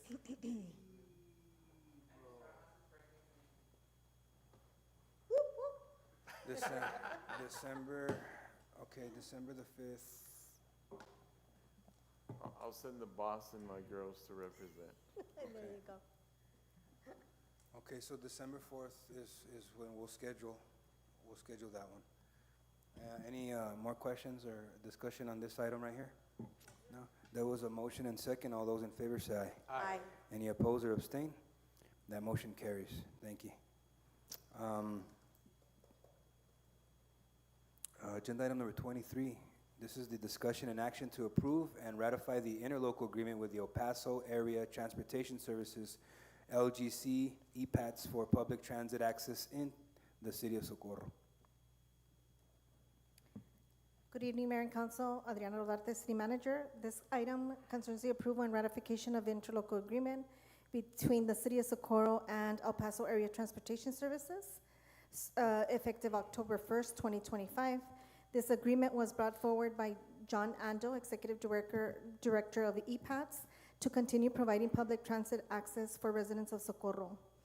Through this partnership, EPATS will operate fixed routes bus services, ADA complementary paratransit services, and microtransit services within the city of Socorro. The agreement is intended to enhance mobility, reduce traffic congestion, and air pollution. Under the terms of this agreement, the city of Socorro will pay an annual access fee of $5,000 to EPATS due by November 1st of each fiscal year. The agreement will remain in effect through September 30th of 2026. It can automatically renew annually unless terminated by either party with a 30-day written notice. And this item just seeks approval to ratify it to October 1st of 2025. Motion to approve. And staff is here to answer any questions. Any questions or comments on this item here? No? There was a motion and second on the table. All those in favor say aye. Aye. Any opposed or abstain? That motion carries. Thank you.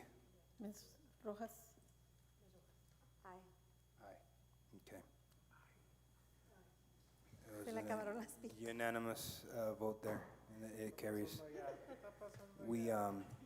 We're gonna jump down to agenda item number 24, which is the discussion and action to approve the interlocal cooperation agreement between the City of Socorro and the City of San Elizario. Motion to approve. Second.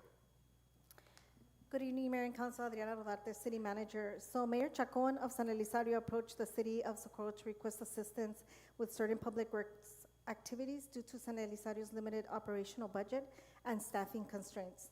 The proposed interlocal agreement establishes a framework for cooperation under which Socorro may, on a project-by-project basis, provide limited assistance to San Elizario.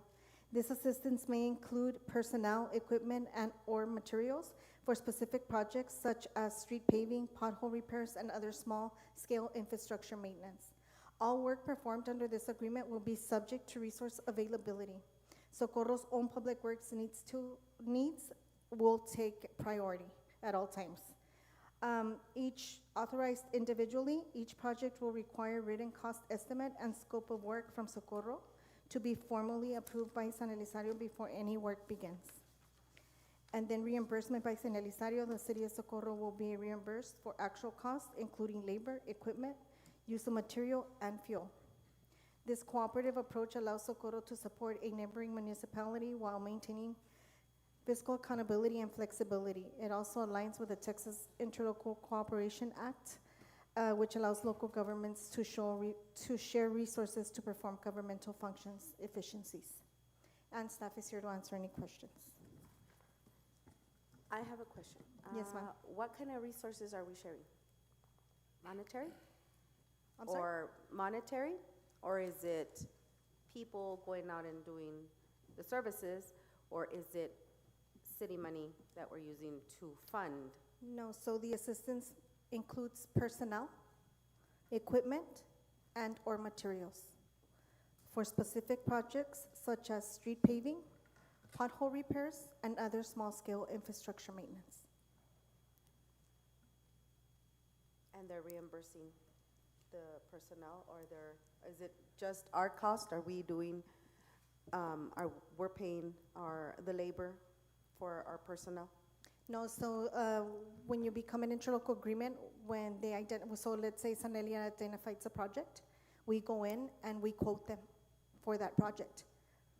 Oh, I see. Right, and then at that point, they take it to their council to approve whether they want to pay what we're asking, the price that we're giving them. Thank you for the clarification. Yes, ma'am. Any comments or? A quick comment. We just gotta be ready for people to be calling and telling us that there's City of Socorro people working in San Elizario.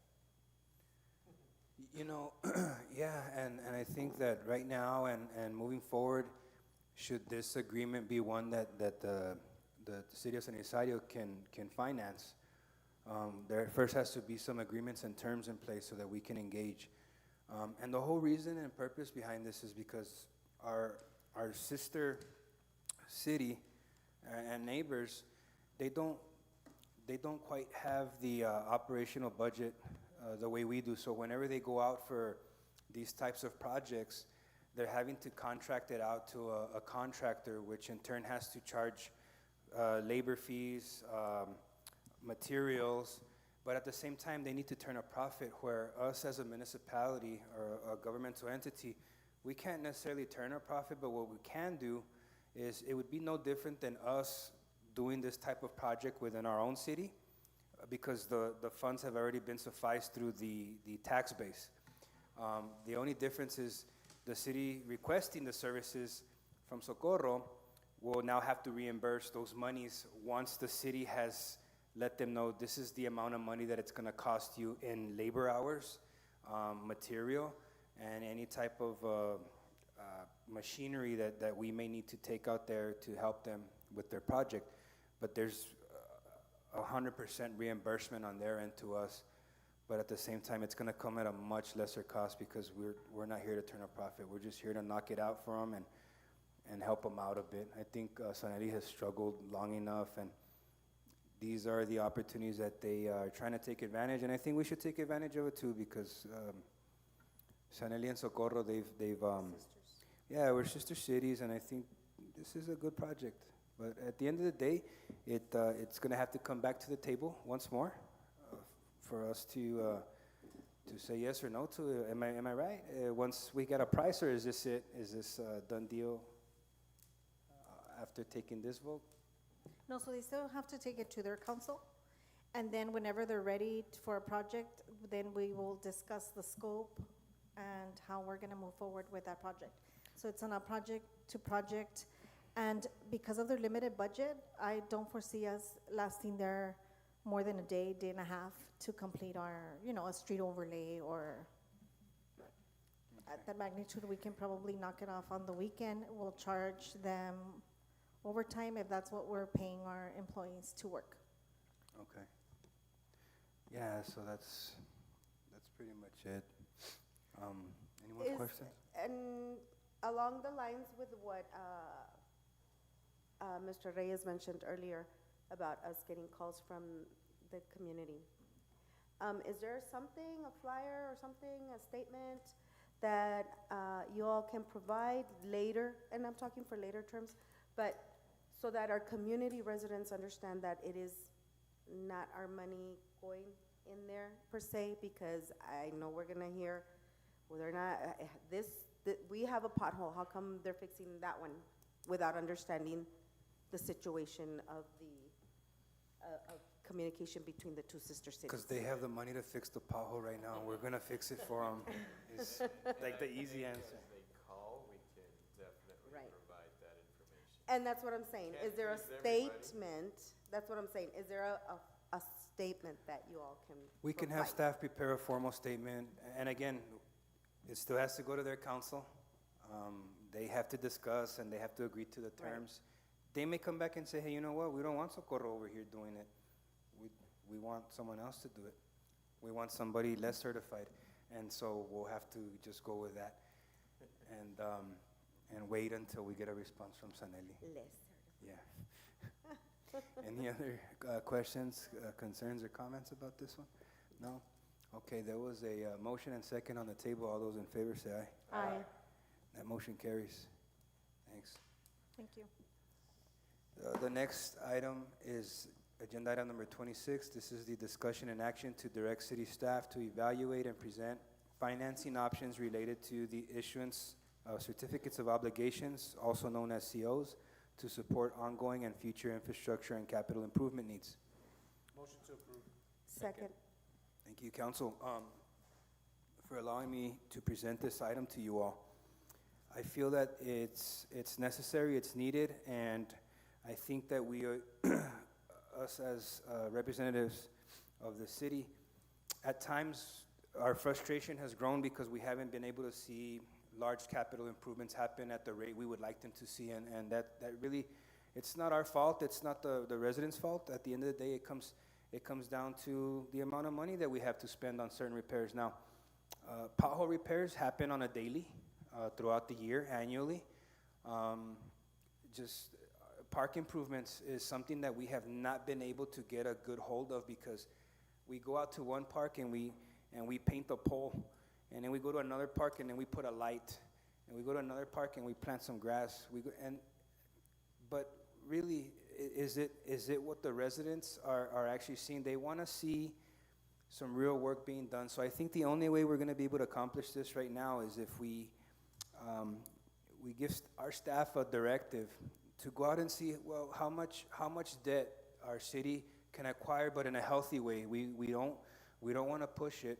We want to make sure that we're doing it in a healthy way, but we do need to acquire a little bit of debt so that we can knock out some real big street overlays. I know some of the streets that we drive on and our residents drive on, they're pretty bad, and we keep doing this patchwork. I think it's time that we really get a good hold of this here, and we can knock out some real big projects such as overlays and the park improvements. I know that all of us have parks in our areas that our residents have asked for us to improve, but at the end of the day, the improvement or anything like that, it doesn't look like one that's impactful because the budget is so small, and we're trying to eat this elephant with the mouth of a mouse.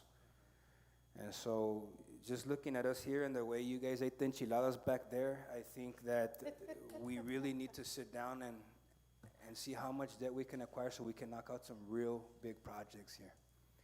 But the only way we're going to be able to do that is by having our staff go out first. So we can't just say, yeah, you know what, we want to go acquire X amount of millions of dollars in COs. That's up to a different entity to dictate that, because what they'll come in and they'll do is they'll conduct somewhat of a financial, I don't want to call it an audit, but they want to see how healthy we're looking, right? In order for us to acquire some of this debt here, they'll do what the traditional bank does to us when we walk in asking for the bank loan, right? They want to see what our debt to income ratio looks like. And that's what I'm bringing to the table here. But again, we can't move forward with this unless we take action on this item tonight. And here to answer any questions. And so is Ms. Rodarte. Ms. Rodarte, can you explain a little bit about the COs? Because this is something that's new to me as well. As far as COs go, it could be seen as a loan. There's another term for the certificates of obligation, right? Correct. So that's all based on your taxes, right? You have for the M&O, and then you have for debt services. So you can go up to like $1 something in debt service. However, that's not recommended. Right now, we're about at 10 cents in debt service, right? So we would have to make an assessment and see how much we can go out to, that we can borrow. However, through our 5-year capital plan, we have outlined approximately $25.7 million in projects. Can you pull that slide up? Those $25.7 million in proposed capital projects identify street overlays, sidewalks, park improvements, drainage improvements, fleet and equipment replacements, and the creation of a solid waste department. Do you have a slide that you wanted to Correct. present? And I think we can all agree with some of the items that were just mentioned right now, because a lot of the phone calls we receive from our residents is, when am I getting a sidewalk? When are you guys gonna come fix my street? When are you guys gonna fix? Why is it always one side of the street? Why is it only one side of the street? And So in order for even me approaching the company that handles our COs, we have to identify what projects. They're not just gonna come and give you an assessment without them knowing why you wanna go out to debt, right? So there's gonna have to be a notice of intent, right? That we're gonna have to bring back to council, where council says, I have an intent to borrow money, and this is what I wanna borrow money for. They'll come out and do the assessment and let us know how much we can borrow. I want to say that the Passmore and Vineyard Bridge improvements that is identified there, that's actually being covered through Isleta del Sur Pueblo. They're the ones that are helping us, and they were able to tap into federal funds and be able to expand those bridges. We are, after talking to staff on Monday, we are pursuing to see if we can use those $3.8 million to bring the utility infrastructure into the Rio Vista complex, right? That is something that it's real hard for us to get funded for, the utility infrastructure. We have received appropriations, but they're mostly for the buildings, not the actual infrastructure. And you can rehabilitate the buildings, but without the utility infrastructure, it does no good for us, right? So it's really important that if we do really want to be aggressive in going after funding, that we do invest in that utility infrastructure. And I'm here to answer any questions, but there is a process, but we do have to identify, and that's why we adopt always our 5-year capital improvement program and identify projects where we already have a plan and identified which parks, there's a design, there's an actual cost attached to it. And then you determine which ones you want and the amounts that you want to tie to each project. so we need to find out what our borrowing power is first, and an entity, will there have to be an RFP that goes out to identify this entity, or is it one that we've worked with in the past? Correct. It's someone Okay. that we've worked for in the past. Okay. Gotcha. And this number can always change. This is, again, these are projected numbers. There may be a project or line item that we're seeing right now that we may want to remove and say, you know what, let's leave that for later. But I think that some of these bridge expansions are very, very much needed, especially Passmore. And Vineyard. Passmore is like a roller coaster.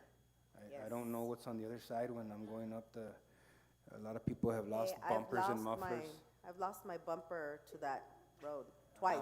And she almost lost her mind the other day. No, I've been there for 17 years, so yeah, I've lost it twice throughout those years, so yeah. But Replaced it twice.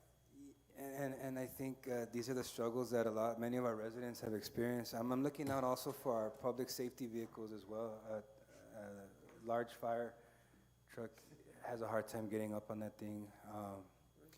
So we're trying to make it a lot better for our residents to travel through our streets safely. And as always, we're a growing city, and our fleet is one that's also growing with the city, so we do require a lot of that machinery as well that we're going to have to invest a little bit of money in there. But for the most part, we can always add or take away from this, dependent on what our borrowing power looks like. Agreed. Yeah, okay.